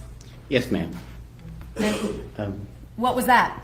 We see on the 7th of Cottonwood, Alabama, then Jacksonville, Florida on the 6th, Orange, Florida on the 7th, Tennessee on the 8th, Illinois on the 8th again, St. Louis, Missouri on December 9th, Jacksonville, Florida on December the 7th, and Prattville, Alabama is back to St. Louis, Missouri on the 10th. Target in Brentwood, Missouri on, let's make sure I get the cream right, on the 12th. Chesterfield, Missouri, the 13th. And then in Greenville, Indiana on the 15th. How far are those locations from Savannah, Georgia? Quite a ways. Are they close to each other? No, ma'am. To your knowledge, based on the records, were there any transactions for anywhere outside of Georgia from October 1st of 2022 through till December of 2022? No, ma'am. Thank you. You can turn it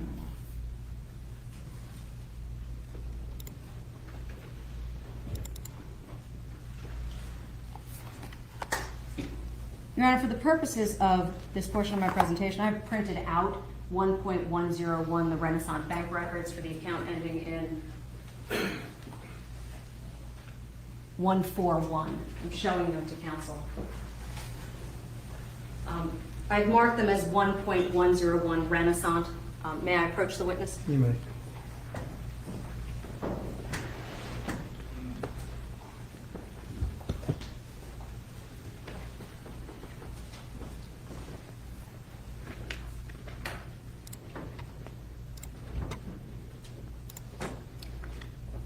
May you, Madam Clerk?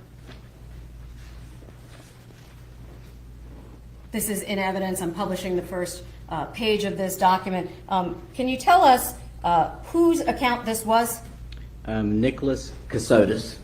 And if I scroll down on that first page,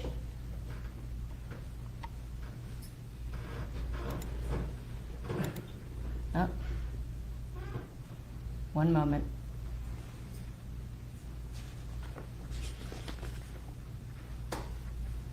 Does it indicate that that account was opened? Date opened? Yes, ma'am. 5/27 of 22. So on May 27th of 2022, this account was opened in what name? Nicholas Kassotis. Not Nicholas Stark, That's correct. Nicholas Kassotis.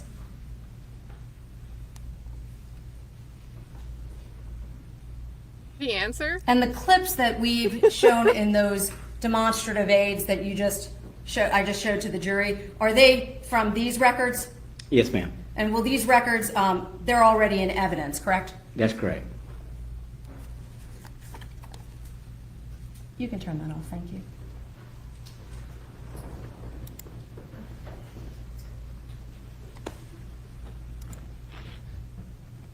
Now, after December 1st of 2022, did you determine if Mr. Kassotis made any efforts to secure additional driver's licenses? Yes, ma'am. And did he? Yes, ma'am. At this time, I'm showing counsel 1.105.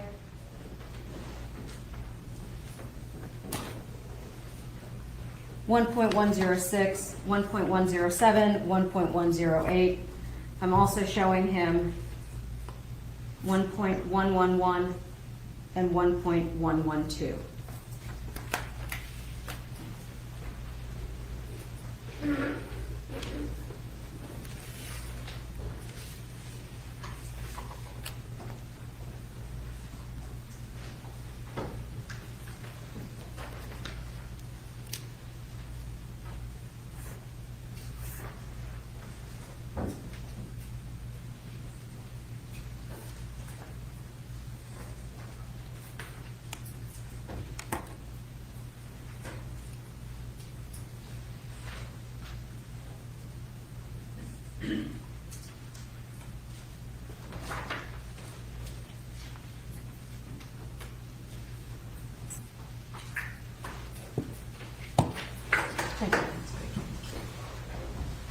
I'm going to start with 1.105,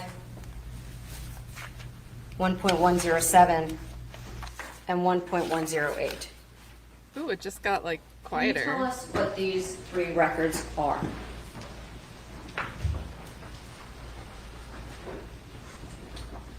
So 1.105 is Georgia Driver Services, driver's license, Nicholas James Kassotis, or Kassotis. Your Honor, at this point, I would seek to tender those three exhibits. They're all certified copies, and counsel's been provided. The three are which numbers? 1.105, 1.107, and 1.106? Eight. Eight. Thank you. 5, 7, and 8, no Yes. objection. Fine, they're admitted. Can you tell us what was the driver's license for Georgia in that case? The Georgia driver's license was issued for Nicholas James Kassotis, issued on July the 26th of 2022. And that was July 26th of 2022, under the name Kassotis. That's correct. Were you able to determine a driving record after December 1st of well, let me back up, after May of 2022, or 2023 rather, my apologies. Yes, there's a state of Delaware dated July the 24th of 25. At Okay, the top. so I'm going to slow down, let me make my question more clear. So with Georgia, that record initially indicates that it was issued what date? The issue date is July the 26th of 2022. Was there ever a different name on his Georgia driver's license than Mr. Kassotis from the records from the Georgia Department of Driver Services? No, ma'am. There was no driver's license with a different name? No, ma'am. Okay. Now, you heard testimony from Miss Samantha Kolyesnik, correct? That's correct. And she indicated that Mr. Kassotis provided her with a driver's license, is that right? That's correct. And I'm showing council 1.111. May I approach, Ron? You may. Do you recognize that? Yes, ma'am, I do. Where did you receive that driver's license from, or the photograph? From Ms. Kolsnick. Okay. And was there anything on there that was important to your investigation? Yes, ma'am. Basically, looking at the last name, that's not consistent with the Georgia driver's license information that I had been provided. And you can see a faint, in the background, a faint area that can tell this license appears to be altered. Is that a fair and accurate representation of the paperwork that Ms. Kolyesnik gave you? That's correct. And did you put any markings on that? There's an arrow pointing to that area where you start to see basically where the image had been changed. At this time, I would seek to tender 1.111 as a demonstrative aid. So is it an edited license? All right, it's admitted. Oh, I'm going to actually ask that this be published and they can look at it. yeah, uh-oh.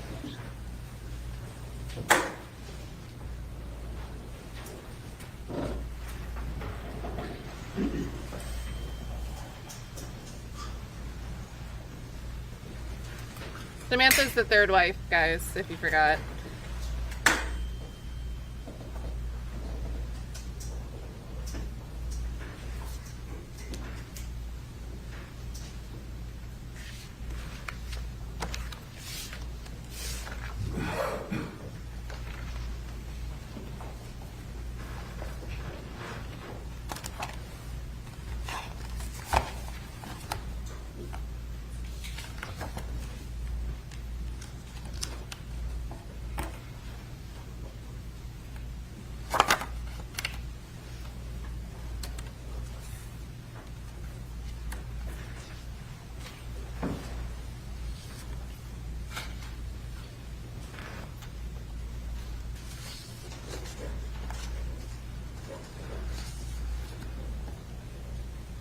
I still think it's weird, like, is that how we date nowadays? We have to send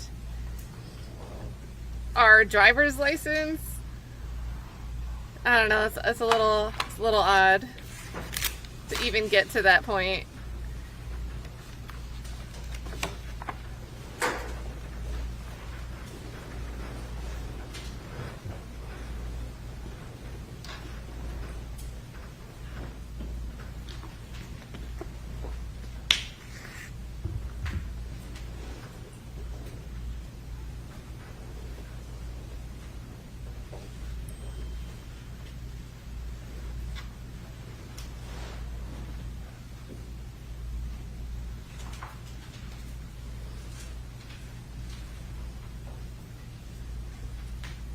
FS is making the chat sandwiches.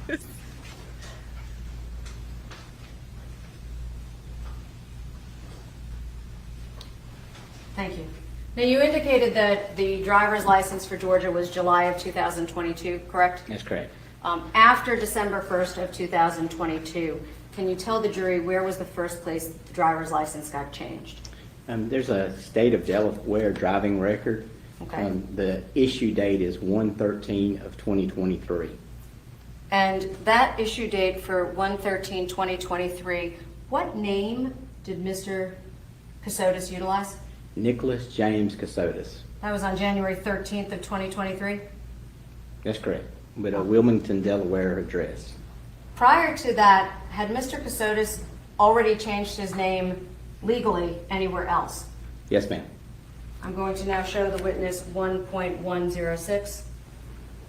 Do you recognize this certified document?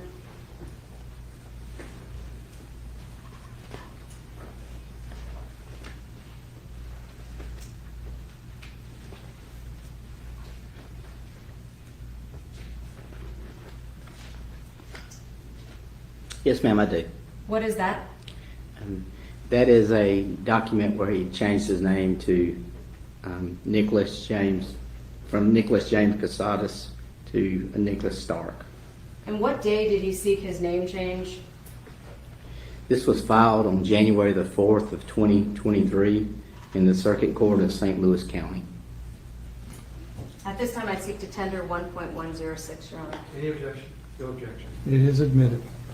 So he really was moving all the way around, or was it like submitted So online? you said that this was January 4th of 2023, is that right?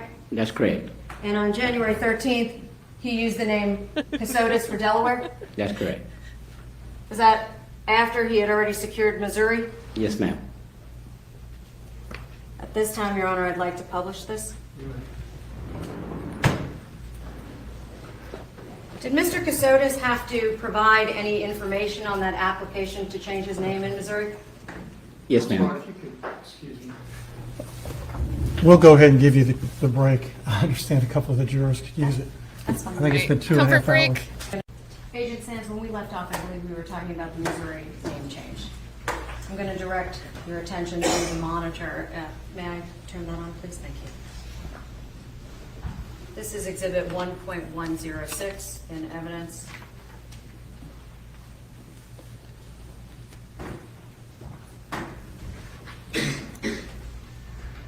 So a filed date on it.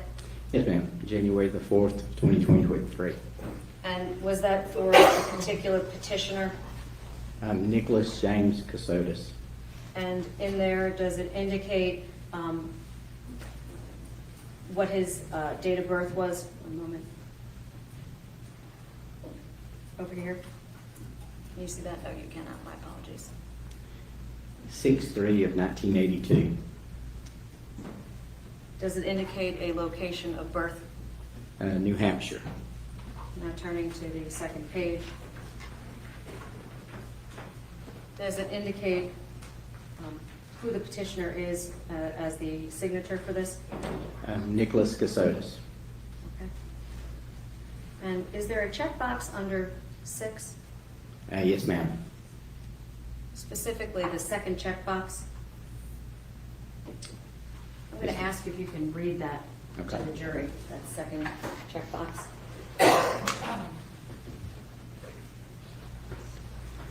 It says, no notice of change of name is to be published because this petitioner is the victim of a crime based upon domestic violence as defined in 455.010 RSMO, or the victim of child abuse as defined in 210.1110 RMSO, or the victim of abuse by a family or household member as defined in 455.010. Live when he filed that Oh. petition? I don't know why it updated. So they just refreshed. We were behind like a minute, so we're going to go back. And I want to hear that again. It seems like they didn't need to publish notice of the name change because there was protected status for one of the reasons given. So let's hear that again and we'll get caught up. One moment.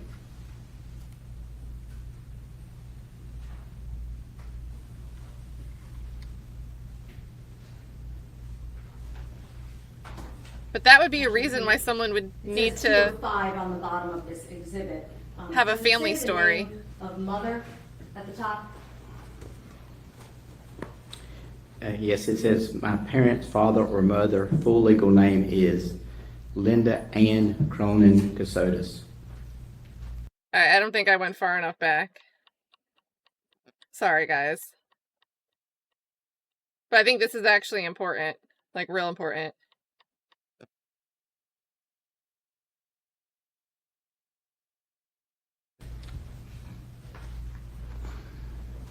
Yes, ma'am. Where's that police report from? The Savannah Police Department in Savannah, Georgia. Who does it allege is the victim in that report? The victim is identified as Nicholas Kassotis. And who is the perpetrator alleged in that report? Wayne Kassotis. Would that be the basis for the domestic violence? Okay, sorry. We were about 6 minutes behind.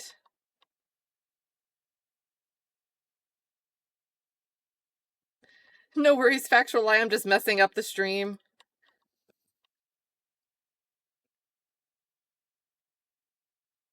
Just run this back. Agent Sands, when we left off, I believe we were talking about the Missouri name change. I'm going to direct your attention to the monitor. May I turn that on, please? Thank you. This is Exhibit 1.106 in evidence.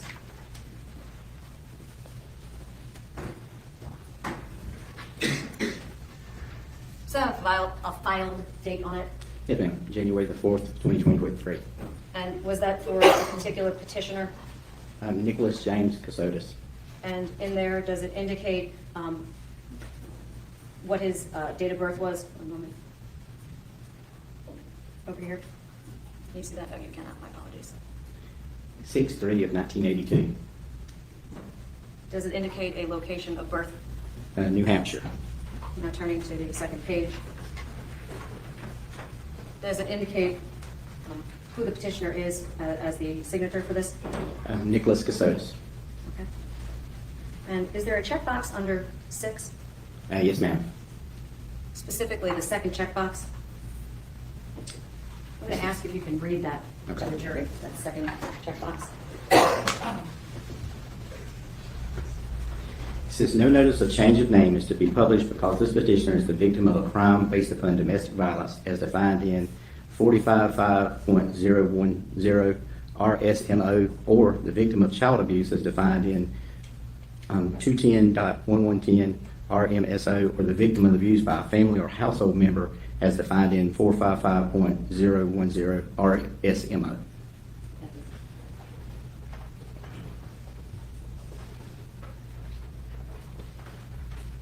At the back of this exhibit, is there an attached police report? Yes, ma'am. Where is that police report from? The Savannah Police Department in Savannah, Georgia. Who does it allege is the victim in that report? The victim is identified as Nicholas Kassotis. And who is the perpetrator alleged in that report? Wayne Kassotis. Would that be the basis for the domestic violence allegation for the sealing of those records? Is added to this report. And who would have submitted those documents in conjunction with that petition? Nicholas Kassotis. That police report, can you tell us when it's from, actually? Apologies. The date? Does it exist?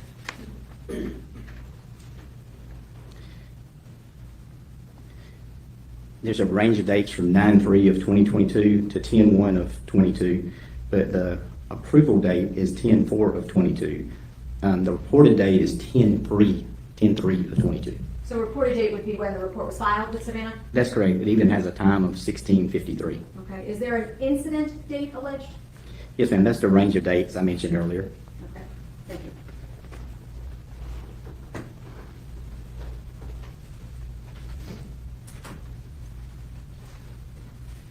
On page 3, does it indicate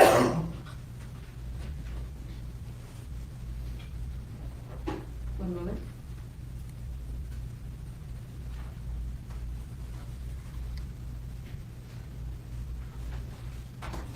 Actually, page, it says 2 of 5 on the bottom of this exhibit. Does it say the name of mother at the top? Yes, it says my parents' father or mother, full legal name is Linda Ann Cronin Kassotis. And on the preceding page, does it say the father's name? It says my parents' full legal name is Wayne Harry Kassotis. Was that consistent or inconsistent with the names of his parents listed on the marriage license between him and Samantha Kolyesnik? That was not consistent.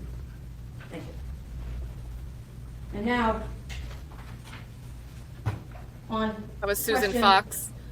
14 and 15, on page 205, does it tell you where he claimed to reside when he filed that petition?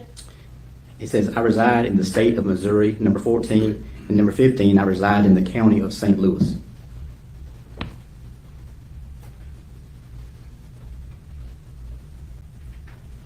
Does it indicate a checkbox which he asserted under 17 he was the victim of? So number 17 says check all the boxes that apply, and the box that check is I'm a victim of a crime based upon domestic violence as defined in 455.010 RSMO.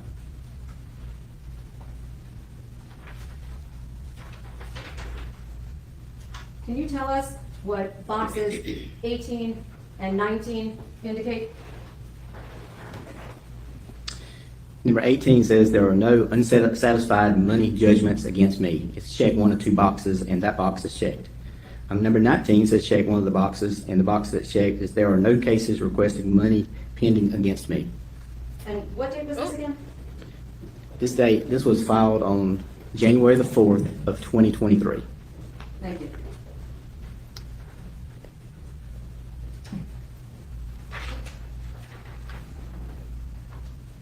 Is that signed by anyone under sign above? There's a signature and there's a printed name that says Nicholas Kassotis. Is that the printed name that you're reading? Printed name's over on the right and it appears to be a signature. I'm going to physically put that up on the screen. Is that the signature right there that you were referring to? Yes, ma'am. And that the print that you're referring to? That's correct. Is that notarized? Yes, ma'am. That would be sworn to, correct? That's correct.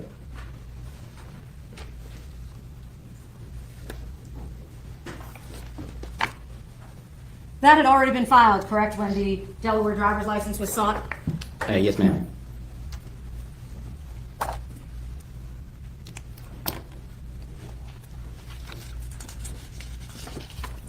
Now, during the course of your investigation, did you make efforts to locate any medical records for Mindy Kassotis? Yes, ma'am. We reached for Medicare or Medicaid as he said during this interview. Did you receive any results of records reflecting any services? We did not.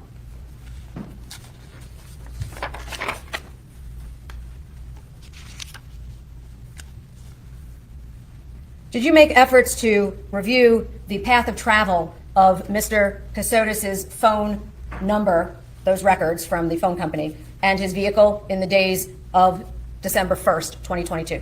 Yes, ma'am. With assistance of other agents that were assisting. Did you ever yourself drive those locations? Some of the locations, yes. Were you able to find a birthing center in the vicinity of the areas described by Mr. Kassotis? I was not. Did you ever have an address? I did not. Do you have a name of that location? I did not. Do you have any doctor's names? Do I did not. you have any medical records? No, ma'am.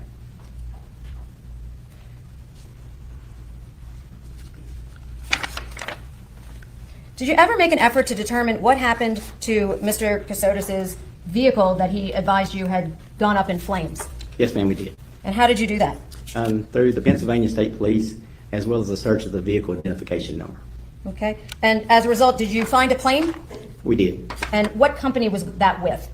Cure Insurance, When we say Cure, you mean C-U-R-E? C-U-R-E. Okay. Did they send you the records for that?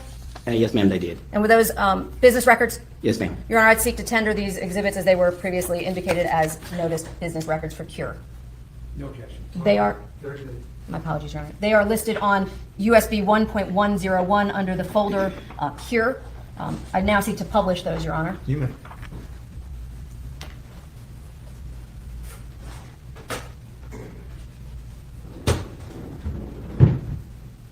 I love the drawer. I think every court should have one. Is that the car? Yes, ma'am. Would it be fair to say that you received those pictures directly from Cure? Yes, ma'am. Did they send you a series of photographs? Yes, ma'am. I'm now going to shift through them. If you could just tell us if these are in fact the photographs that you received from Cure. Image is 1.jpg, Yes, ma'am. 2.jpg, 2.jpg. Do we have to say the 3.jpg, JPEG? Yes. 4.jpg, Yes. 5.jpg, Yes. 6.jpg, Yes. 7.jpg, Yes. 8.jpg, Yes. 9.jpg, Yes. 10.jpg, Yes. 11.jpg, Yes. and is that the actual indicator that provided the screenshot? Yes. Now, this was independent from the Cure records, this screenshot. Okay. How did you secure that document? Can We you actually turn that off? searched the VIN on Google and found it listed on the auction. Madam Clerk, can you turn that off, please? Thank you. When you reviewed those documents and photographs, do you recall when you received them? I do not. Okay. Did they ultimately come in during the course of the investigation? Yes, ma'am. Okay.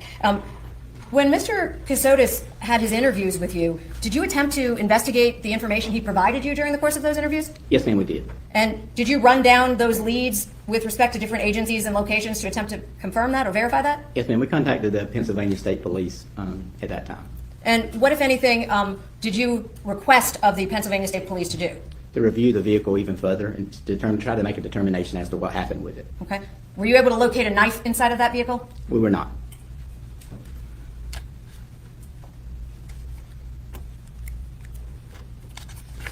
Wait, is the prosecutor trying to say that because they didn't find a knife in this vehicle in March 2022, that the knife that was found in December of 2023 March, but that the knife that was found in December 2022 was obviously Nick's? Is that what that question was trying to get at? Now, the car itself that we talked about, the 2022 Ford Explorer purchased at J.C. Lewis, you saw those records, correct? Yes, ma'am. Were there any payments for that vehicle from a Jim McIntyre? No, ma'am. Were there any payments by Apis Security? No, ma'am. And specifically, that was paid for by whom? Mr. Kassotis. Your Honor, I have entered some demonstrative exhibits referencing the flock camera photograph with the car that had been connected to December 1st of title and the photographs of the rubs. I am going to seek to introduce the originals without any demonstrative aids for them to the jury, just so that we're clear. They are on 1.101 under photographs, under flock, and 1.101 under photographs, and it lists old rug and replacement rug. No objection. All right, they're admitted. Thank you.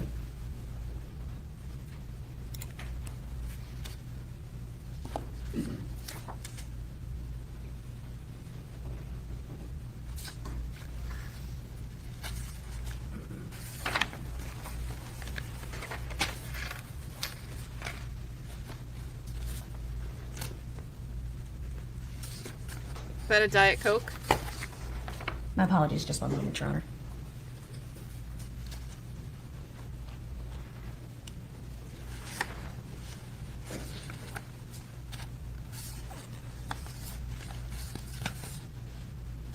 Now, ultimately, did you learn of an individual by the name of Samantha Kolyesnik? I did. And did you receive the text message exchanges between Ms. Kolyesnik and Mr. Kassotis? Yes, ma'am, I did. Were you aware of when those communications had initiated? Back in October of 2022. Was that before or after Mrs. Mebane Kassotis was deceased? Before. And where did you receive those text messages from? From Ms. Kolesnik via email. And ultimately, did you determine the information she provided here in this courtroom concerning their courtship, Yes, ma'am. their engagement, Yes, ma'am. and their marriage? Yes, ma'am. Did you secure the records concerning that from her? Yes, ma'am. And were you aware of that information? Yes, ma'am. Why was that important to your investigation? As in, The information that you had about from Mrs. at the time Mrs. Kassotis, now Samantha Kolyesnik. The name had changed actually at that time to Stark, and the other name changes in the continuation. The relationship began before and continued till they got married and other information. My apologies. So she was never Kassotis, she was Mrs. Stark at the time? That's correct. Okay. And she's now not, That's correct? correct.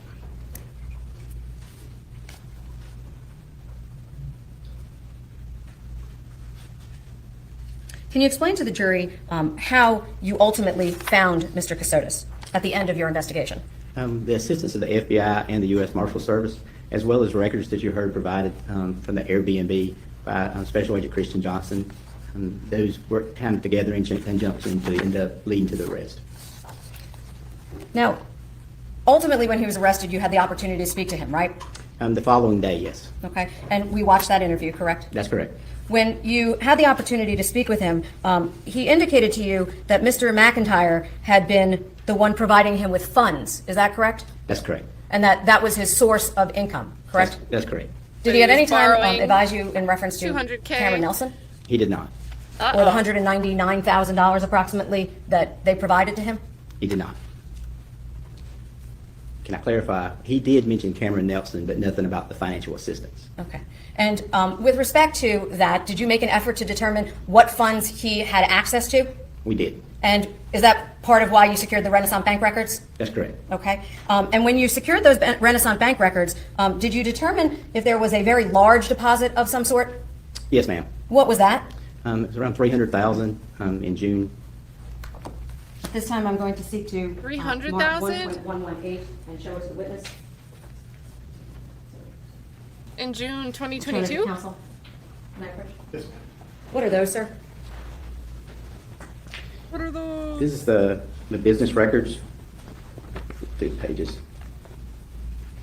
From Sony Pictures Entertainment Incorporated.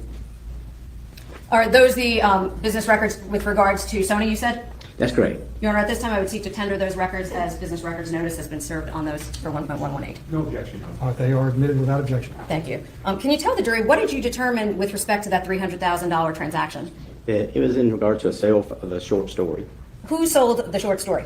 Nicholas Stark, as Nick Morfox, which we determined to be Mr. Nicholas Kassotis. Okay. And who did he sell the story to? Sony, And for how much? $300,000. Was that his share of the proceeds of the transaction? That's correct. What I mean is, there was an agent too, correct? Yes, that's correct. Okay. So his portion that received, did you try to verify whether or not that money went into his actual account? Yes, And did it? yes.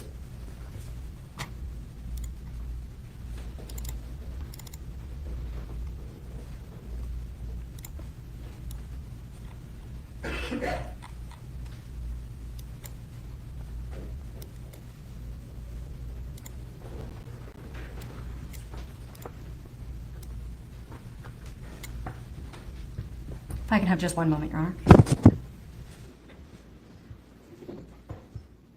Passing the witness. So we're going to get some cross. Might actually be easier on the physical exhibit. May I? Oh, no. You think Sony is going to do anything with this story now?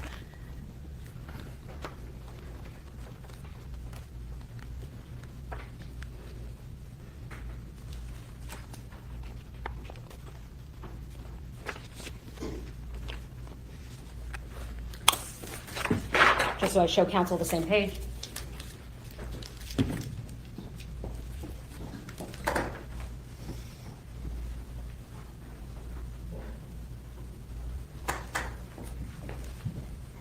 Do you see the notation of the deposit or the addition at the very bottom of this page? Excuse me. Yes, ma'am, I do. How much money was deposited? On 6/22, there was a direct deposit for $300,000. And whose account did that go into? Nicholas Kassotis. And the story that Mr. Kassotis sold, is that included in Exhibit 1.118? Yes, Oh, ma'am. they it get is. to read it. Can you tell us, is that story there in its entirety? Yes, ma'am, my understanding. Published to And jury. that story that was sold to Sony, you heard reference to it from prior witnesses, correct? That's correct. Do you know what the plot of that story was? The title is My Mother-in-Law Was Poisoning Me or Killing Me. Okay. And did it concern the death or the alleged death of an individual? It did. And is that in there in its entirety? That's correct. And that Doug. check was received and deposited, you said what date June the 22nd, of what year? 2022. Would it be fair to say that where that check came from? Yes. Where did that check come It from? was a direct deposit from, and the title's Internet, but it ends up being the Sony, based on the document, Sony Entertainment. Okay. Is there any reference to Jim McIntyre anywhere in there? There's not. Did you ever make an effort to locate Jim McIntyre? Yes, ma'am, I did. Can you tell the jury what you did? I asked our intelligence analysts to search. There was a number of them around the country with the same name or people. There was football coaches, different people with different, right? But there was only one in this area, in the Savannah area. And that person, did you speak to them? I did. He was near the law firm where Miss Levine works. So we went and talked to him at his office. Can you tell us what did he look like? Um, Age? an older gentleman in his 60s. So he wasn't in his 40s. No, he was not. Do you know what he did for a living? He worked for a company, he managed a company that sold dental implants around the world. Did you verify if Mindy's implant might have been with him? He actually searched the records while I was there. And was it? There was no record. Could you What? identify any connection between that Jim McIntyre to this case? I cannot.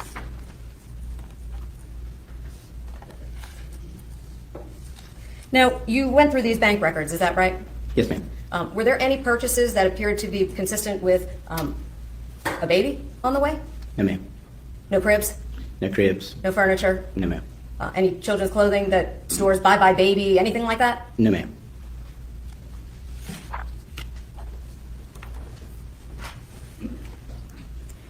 In connection with this case, was a death certificate ever issued? Yes, ma'am. And was that issued at what point? Here in Liberty County. And when was that, do you know? As far as specific date, I don't, but it would have been after the autopsy, the identification. It takes a little bit of a process to go through. If you were deceased in the state of Georgia at a medical facility, would a death certificate generate? Yes, ma'am. Was there any other death certificate on file for Mindy Kassotis? Not only did we check for death certificates, we actually contacted the coroner's office in Chatham and surrounding counties in an attempt to determine was there one in process. And was there? No.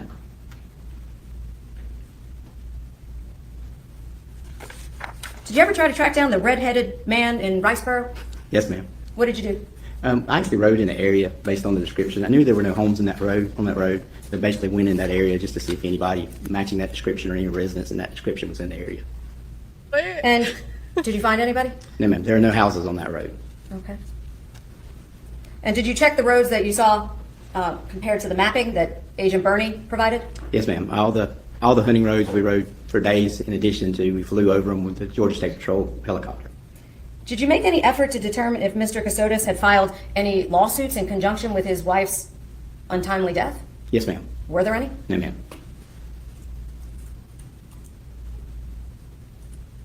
And Mr. Kassotis indicated that when his wife was mistakenly cremated, is that right? Yes, ma'am. Did he indicate if anybody that he notified about her death was invited to her spreading of ashes? He did not. Did he indicate whether he was there alone or with anyone else? He implied he was alone at the time.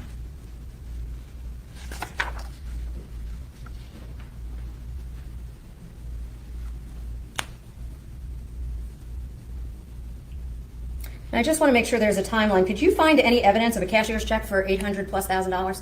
No, ma'am. And you went through the bank records of the time period in connection with that? Yes, ma'am. That's correct. Now, you heard testimony from Ms. Nelson that she provided funds to Mr. Kassotis over approximately a 2-year period. Is that right? That's correct. And do you know when Mr. Kassotis stayed at Frank IV and Megan's property? Was that before or after the money from Cameron Nelson? That would have been before. Before. Before she was providing resources? Yes, ma'am. Okay. And do you know how long he stayed with them? No, ma'am, I don't. Okay. I don't recall. And at some point subsequently, they came down to Savannah? Yes, ma'am. Would that be right around the time when the money came in from Sony? Yes, that would have been in June. Okay. And at that point, did you determine when specifically he, meaning Mr. Kassotis, and Heather Thomas had their divorce? Yes, ma'am. Did you get the records concerning their divorce? Yes, ma'am, we did. Were you aware of the outstanding monies that were due? Yes, ma'am. And would it be fair to say that you heard that testimony concerning approximately $1,500,000 $90,000, 90 plus 10, I guess a total $1.6 million. Yes, ma'am. Was there still a warrant out for his arrest concerning those records? Yes, ma'am.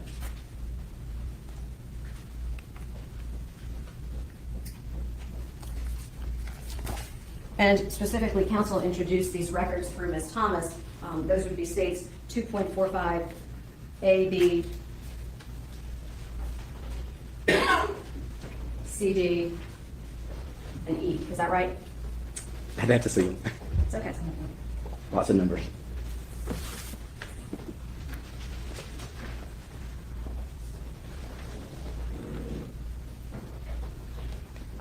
Yes, ma'am, that would be correct.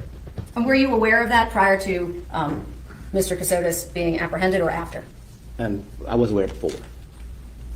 I can have just a moment.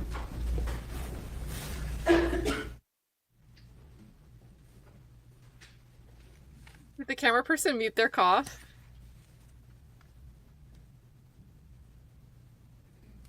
I have nothing further. Mr. Weinstein? Uh-oh. What are we gonna do?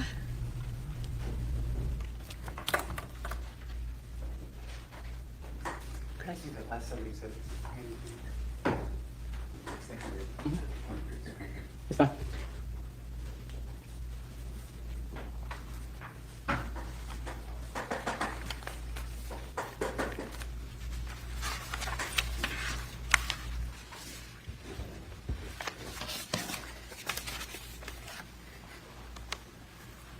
Good afternoon, Agent Sands. Good afternoon. I know that we're at the end of a long day. So, let me ask you a question regarding name changes. Do you know how long it takes a name change to filter through the Social Security system? I do not. Let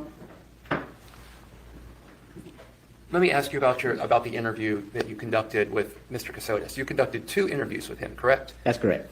And you were there for both of those interviews, except for maybe the last portion of the second interview, correct? That's correct. Where did the first interview take place? The first interview was in Lancaster, Pennsylvania. And do you know what conditions Mr.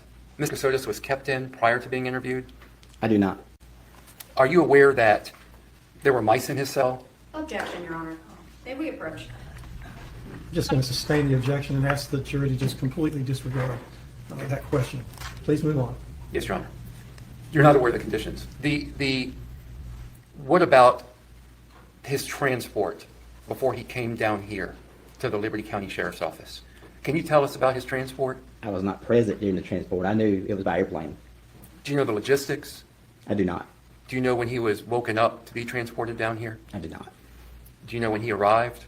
That would be denoted at the interview time because he had just arrived when the interview was conducted. So prior to the interview being conducted, he had just been flown down here from up there, correct? That's correct. He was flown into Savannah and then actually driven to the Liberty County Sheriff's Office and was interviewed almost immediately. He was not given an opportunity to rest or recover, correct? He was not. Let me ask you some more questions about those interviews. As a law enforcement officer, are you permitted by law to lie to suspects during the course of an interrogation? Objection, Your Honor. This asks for the witness to make a legal conclusion. Well, let me rephrase it then. In the course of your training, are you trained that at times you can lie to a suspect during an interrogation? Yes. And That's correct. that is And they use the word lie, but yeah. But you can- mislead? That's correct. Okay, let's say mislead then. That's correct. I'll stick to that language. Well, he could have just said lie. And when I say you, I'm going to be referring to, in the course of the interrogation, to both you and Investigator Frost. Okay. You recall telling my client, telling Mr. Kassotis, that there had been a logging truck in front of him going down that road, correct? Yes, I do. And there was going to be an identification based on that logging truck. That logging truck could identify him down that road. He had been spotted. Yes, that's what appeared on the camera, yes. What about that he had left DNA at the scene where Mindy's body was located? I don't recall that specific wording. Okay. Tell me if this sounds correct or incorrect. And this is you specifically, Okay. Agent Sands. You said, quote, the 45 minutes that you spent there at one location with the tubs and then investigator Frost interjected, and the knife, and then you said your DNA. Do you recall that? Oh, yes, sir, I did. Okay. And another portion of the interview, tell me if you recall this. You said your elaborate story of on the run all this time and all the periods of stuff and the web of lies, why is it so different than what happened with her? And the records show, the evidence shows, the DNA shows. Why is all that? Is you're being set up? Is that what you're saying? And he responded, I don't know, sir. Do you recall that? Yes, I do. What's the value of misleading a suspect during an interrogation? We can call that misleading because there was information in there, but just to see reactions a lot of times. And that's often beneficial for you, correct? Yes, that's correct. Does misleading in general oftentimes lead to a suspect eventually confessing I wouldn't say that. as part of the entire interrogation? No, I would not say that. Okay. Mr. Kassotis never confessed during the interrogations, correct? No, sir. Do you recall telling Mr. Kassotis that you had evidence of his car starting and stopping at the various scenes where Mrs. Kassotis' body was found? Yes, I did. Okay. And you also told him that you would get his Proton emails and you'd be able to remove encryption and find out what's on those emails, correct? I think that's actually, I don't know why it's buffering. I think that's important because think about how the chat's been having this conversation. Like, how did he do the dismembering and the scattering of the body parts if he was there for about 30 minutes, but the parts are found across this 3-mile radius and you've got to do all the actions and then you've got to hide stuff. But here we're finding out that even though he's saying, we have your car at the different scenes where the parts are found, we have your location at the different parts where she's found, he's still not coming up with something to counter that. He's not like, oh, well, actually, I was in those different locations in the woods, but let me explain. He only gets to, we pulled up there. So I think that's what Doug's trying to get at. Remove encryption. Be able to investigate and see what are in those emails. Yeah, we had those emails at that time. Okay. And were you able to read those emails? As far as read them, yes, sir. Okay. Let me ask you some more about the testing that was performed on various pieces of evidence. Okay. Now, you are the agent that's in charge of this investigation, correct? That's correct. Okay. So sometimes, Mike, you ask for certain evidence to be tested, and other times agents working under you would request evidence to be tested? I would say in this case specifically, I'd rather talk about this specific case than Yes. other times. Yeah, let's talk about this case. In this specific case, I made certain requests. Our crime scene specialist made certain requests. My supervisor made requests, as well as the district attorney's office made requests. Okay. So there's times of different requests at different times. So I don't want to get into what we normally procedure or different things, but in this specific case, yes, I made requests. Okay. Evidence of blood was found on the floor of the home that the couple resided in Savannah, correct, where the Kassotis resided. That's correct. No test was ever ordered for the blood on that floor, correct? When you say ordered, Did you request any DNA analysis of the blood on that floor? specific to that floor, I did not. Okay. Are you aware of anyone, and I'm going to call them your team because you're in charge, are you aware of anyone on your team requesting DNA analysis of the blood on that floor? That question was answered by the actual tester, but I would be willing to answer that as well. But yes, it was. What about the DNA on the wall? Yes, it was. I'm sorry, the blood on the wall. Yes. And what was the result of what you found on the wall? It was not tested. The bottom, you're talking about the floor of the wall. Let's talk about the wall. There was not enough for the wall. What about on the floor? There was testing as far as the crime scene specialist that collected it to show it was blood, but there was no testing following up on it. Do you recall that, you sat here, you heard all the testimony.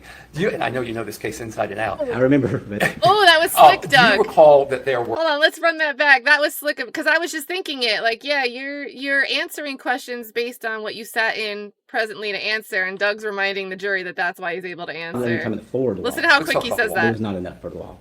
what about on the floor? There was testing as far as the crime scene specialist that collected it to show it was blood, but there was no testing following up on it. Do you recall that, you sat here, you heard all the testimony. And I know you know this case inside and out. I remember, but Do you recall that there were, the blood that was found on the futon, it contained DNA that was identified as Mindy Kassotis' DNA, correct? that's correct. And there was another individual's DNA, correct? There was a portion of another DNA from what I remember from the testimony, a mixture. And you collected DNA from my client, correct? I did. Did you ever compare the DNA from my client to the other, did you ever have compared the DNA from my client to the DNA that was on the futon? I did not. On Not- Mindy's body, there was a hair found, do you recall? I do not. Okay. What about the wipes at the scene? There was a lot of wipes at the scene, right? Yes, I do recall the wipes. Okay. Did you have any DNA testing performed on the wipes? Once again, those were submitted by our crime scene specialist and processed through the lab, but I understand they were not tested. And you never requested that they be tested, correct? Yes, I requested they all be tested. Oh, you requested they all be tested? I requested everything tested, yes. But those wipes were not tested? Those wipes were not tested. Okay. The cigarette pack Yes, sir. that's found on that hunting road there, what testing did you perform on that cigarette, or have performed on that cigarette pack? Once again, I don't do the testing, nor did I collect that evidence. I recall that it was collected and preserved, and was actually transported to the lab for testing, but there were no tests conducted.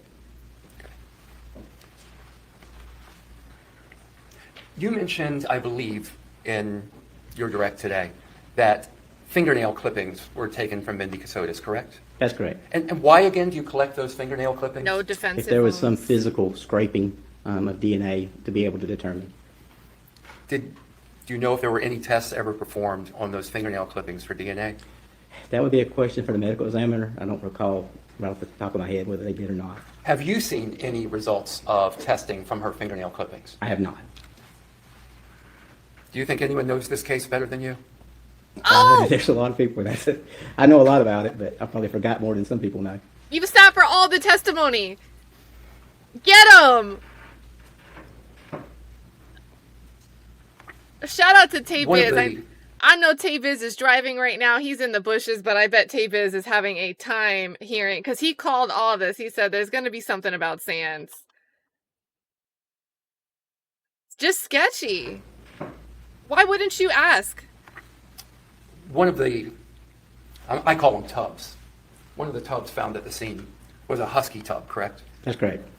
Did you do any searching of stores in the Savannah area that sold that same Husky tub? I did not. The other tub, I believe, is a Sterilite brand tub, is that correct? That's correct. Did you do any searching for sales of Sterilite tubs in the Savannah area? Are you asking specific me or the team? Let's say the team. Yes, they did. Okay.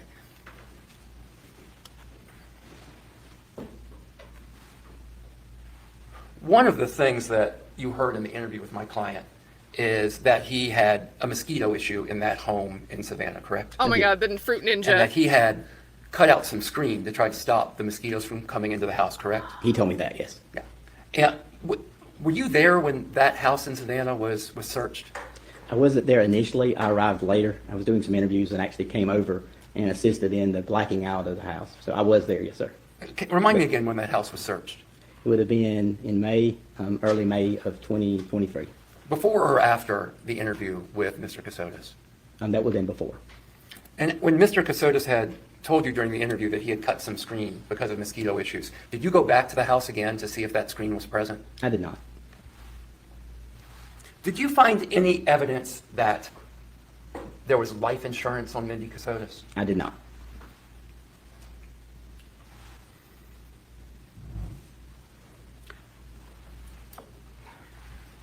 Let's talk about the pumping station and the camera at the pumping station. Okay. Were you the one that went to look at the DVR at the pumping station? Yes, sir. I actually was there. It was retrieved off the wall and handed to me. Okay. The DVR is the digital video recorder, correct? That's correct. It stores the images that are captured by the camera at the pumping station, correct? That's correct. The camera at the pumping station captures images based on motion, right? There are multiple cameras there, and I know that some were motion activated and some were fixed. The camera from which we saw video and still photos today, was that a motion activated camera? Yes, sir, it was. Okay. And you showed today clips of a Ford Explorer similar to my client's Ford Explorer captured by that camera, correct? That's correct. That camera captured other images as well during that, let's say that 27th through 29th period, correct? Yes, sir, it did. Do you know how many other images were captured of vehicles? I do not. Did you look at all those images that were captured of vehicles? I would not say all. I looked at a lot of those images, yes, sir, for hours. For hours? Yes.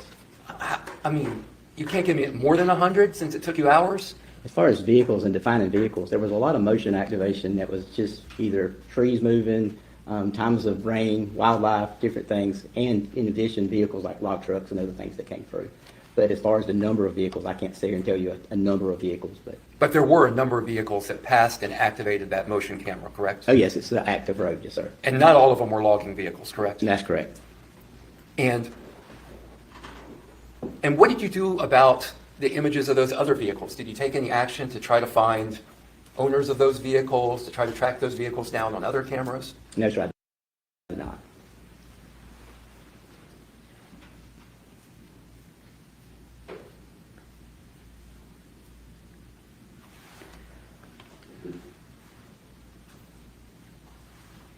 Back to the interrogation briefly. My client, Mr. Kassotis, told you about the financial issues, vandalism, issues with their accounts back when they lived in Virginia in 2018, correct? That's correct. And he told you that he made an FBI report on that, correct? He did. Did you ever find an FBI report on that? No, we reached out and with the analyst, with our analyst, as well as the FBI analyst, and no report was located. So if somebody would have told my client that he was with the FBI and he took a report, that couldn't be accurate, correct? The FBI has no record of anything. There's no record of a report. Okay. You said that you checked the Medicaid rolls for Mindy Kassotis. That's correct. Which Medicaid rolls did you check? What states? Georgia. Did you check Virginia? We did not. South Carolina? Oh, We did not. interesting. Because remember, in October, I think Doug picked up on that October 2022 testimony from Angela. Because Mindy was saying she wanted to come home. They were staying in a rental, a short-term rental, this Airbnb. Best friend gets on the stand today and says in October that Mindy says, I'm ready to come home. Which would be Virginia. During the interview, Mr. Kassotis told you that he had, I think, gone to Target and picked up a security camera to put into his home in Savannah, right? Yes, sir, he did. And he did that after he told you that Wayne, his father Wayne, had come to the house. Yes, sir, that's correct. Did you do any investigation to try to secure that camera, As far as me or the team specifically? the team specifically? Yes. Okay. And what was the result of that? We looked for the camera in the area of there, and the records were attempted to be located. You looked for the camera, when you say in the area, In like the house, in the residence, in the it's still Airbnb. there. It was searched for in Pennsylvania, and it was searched, the records were searched for at Target. When you say the records, let's try to break it up because I just want to be clear. Okay? You searched for a physical security camera at the Airbnb in Savannah, Yes, correct? that's correct. And you did not find one. That's correct. When was the search conducted? And that search was conducted prior to his arrest, Approximately when? which the date would have been, Give me the month and the year, please. the month, that would have been May of 2023, And when did Mr. Kassotis vacate the Airbnb? December of 22. Okay, so 6 months later, the camera wasn't there, correct? That's correct.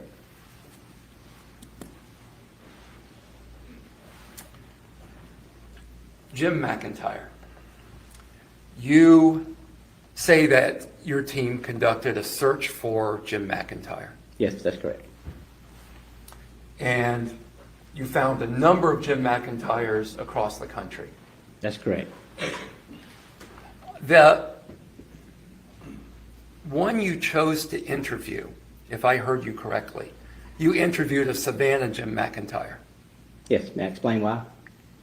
Go ahead. Because he appeared in the area at St. Joseph's Hospital when the defendant walked out. So he would have had to have been close by in the area. So that's why we picked him. He appeared in explain that again. I'm sorry, I'm trying to understand you. According to Mr. Kassotis during the interview is that Jim just appeared as he ran out of the house and he went to the parking lot at St. Joseph's Hospital where security was. Well, in order for him to appear there out of nowhere just to help, he would have to have been in the Savannah area. Oh, so can you only be in the Savannah area if you reside in Savannah? Well, and he told me the low country area as well. But again, can you only, I mean, I'm in Savannah right now, but I'm not a resident of Savannah. He was at that time, yes. I'm sorry? He was saying he was there at that time. He was there at that time. That's correct.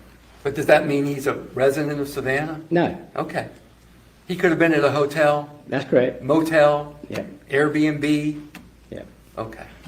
And you said that you also, I think you also said, and correct me if I heard this wrong, you visited that Jim McIntyre because he happened to be located near the law firm where Betsy Mebane worked, correct? That's correct. It's downtown Savannah. Okay.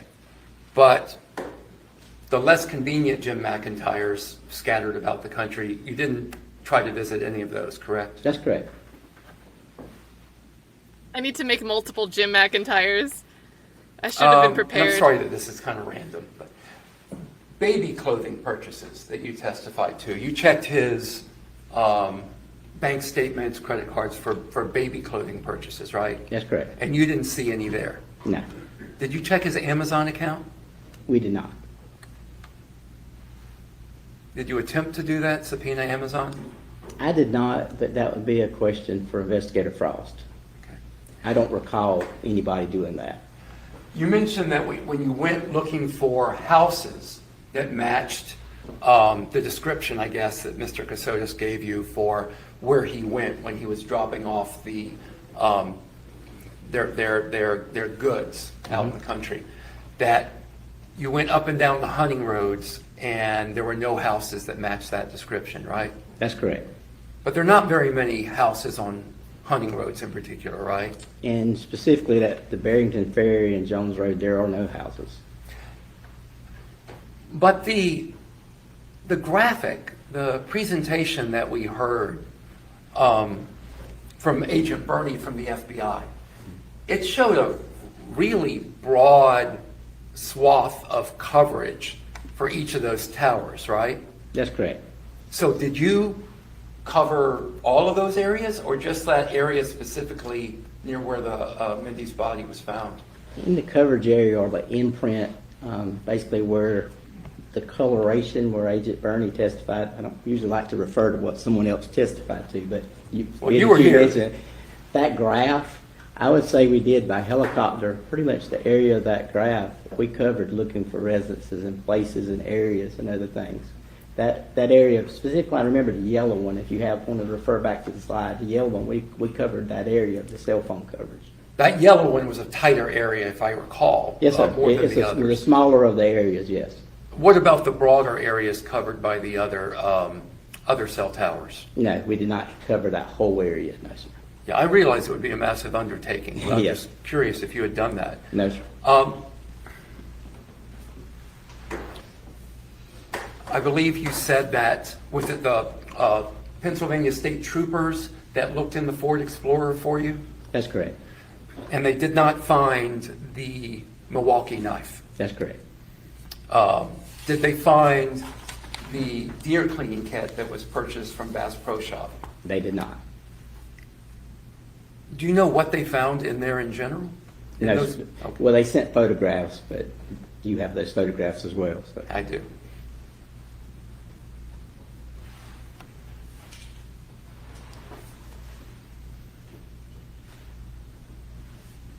You don't know where Mindy Kassotis was killed. I do not. You don't know where Mindy Kassotis was dismembered. I do not. You don't have a murder weapon. I do not.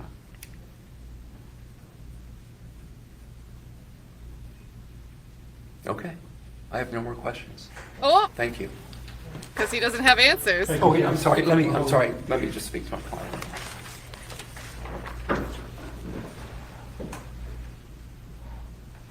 What the heck is this whole case? Look at him! He looks like Womp.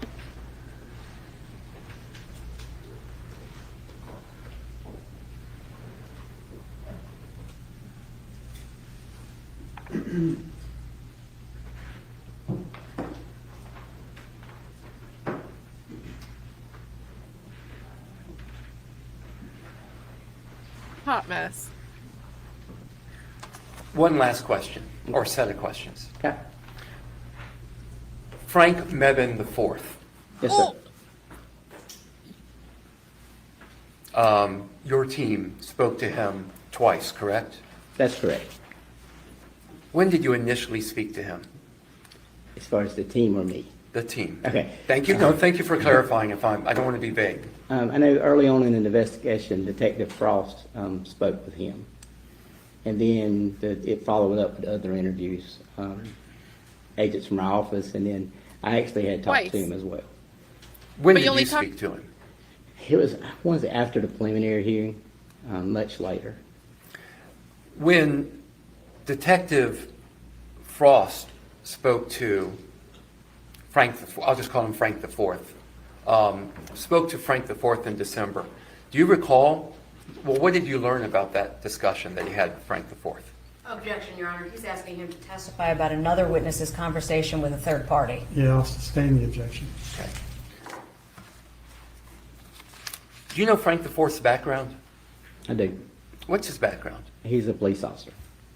How long has he been a police officer? I don't know the answer to that question. Okay. But he remains a police officer to this day, correct? I As don't- far as you know. As far as I know, yes, sir. Okay, thank you.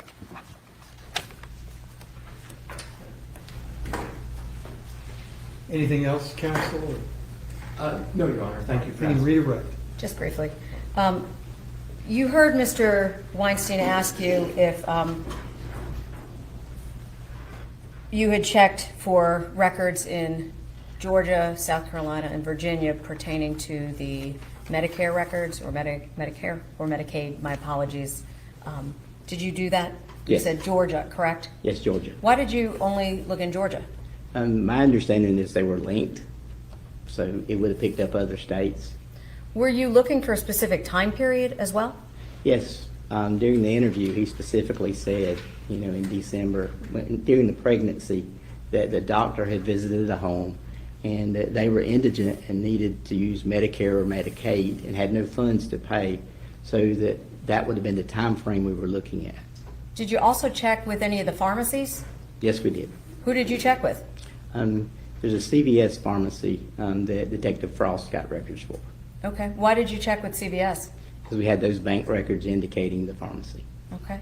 And specifically, were there any records concerning her having medical health conditions? There was a prescription that was mentioned of that was a telehealth visit. Okay. Um, Any doctors concerning pregnancy? and no, Any medical medications for pregnancy? no, Prenatal vitamins? no. Anything that you found for doctors other than that one thing that you're referring to? No. And do you know if there was ever a camera inside of 311 East 65th Street when Nicholas Kassotis resided there? I do not. You heard and were present for his interview, correct? That's correct. And during the course of that interview, I believe he indicated that it didn't record, correct? That's correct. So what did you expect to find on the camera other than potentially finding it present? Nothing. But it wasn't there when you looked anyway. It wasn't there.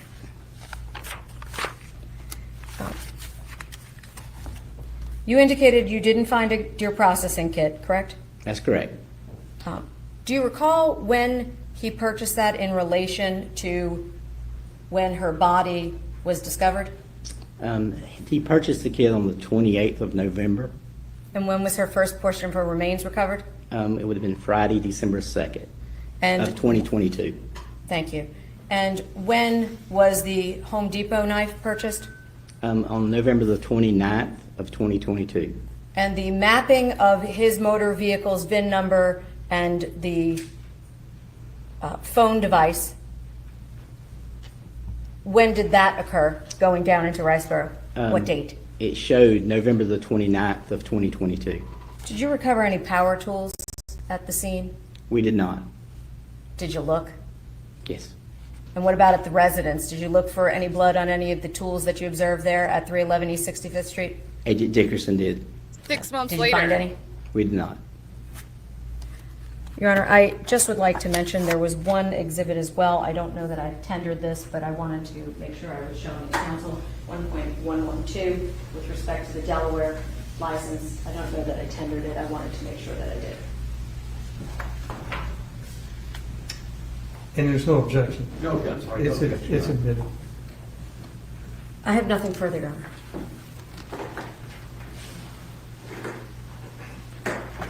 Oh, getting a little recross. Ask about December. Power tools. Oh, You said you found no power tools at the 311 East 65th Street address. That's what I didn't say. I said it, she said at the scene, and I said Oh, not at the scene. No power tools at the scene. That's correct. The power tools at the address, they didn't have any blood on them, correct? That's correct. When y'all learned from the GBI's labs, that there were false starts that may have been done by power tools, did you go out and search for any power tool purchases connected to Mr. Kassotis? And that's another question for Detective Frost. Are you aware of any power tools purchased by Mr. Kassotis? No. Thank you. Nothing further, Your Honor. All right. Thank you, Agent Sands. You can step down.